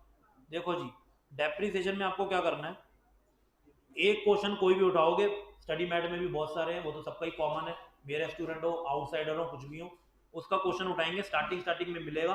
उसमें तो बोला होगा मशीनरी अकाउंट बनाओ, या शायद मशीनरी और प्रोविजन फॉर डेप्रिसिएशन अकाउंट बनाओ। आपको तीनों मेथड से करना, आपको तीनों मेथड से करना, वो कुछ भी बोले आज ही करना है। और साथ में ये रिवीजन वाले कुछ छोटे छोटे से क्वेश्चन है रिवैल्यूएशन वाले, इसको भी बिना सॉल्यूशन देके ट्राई करें। ये आपका होमवर्क है।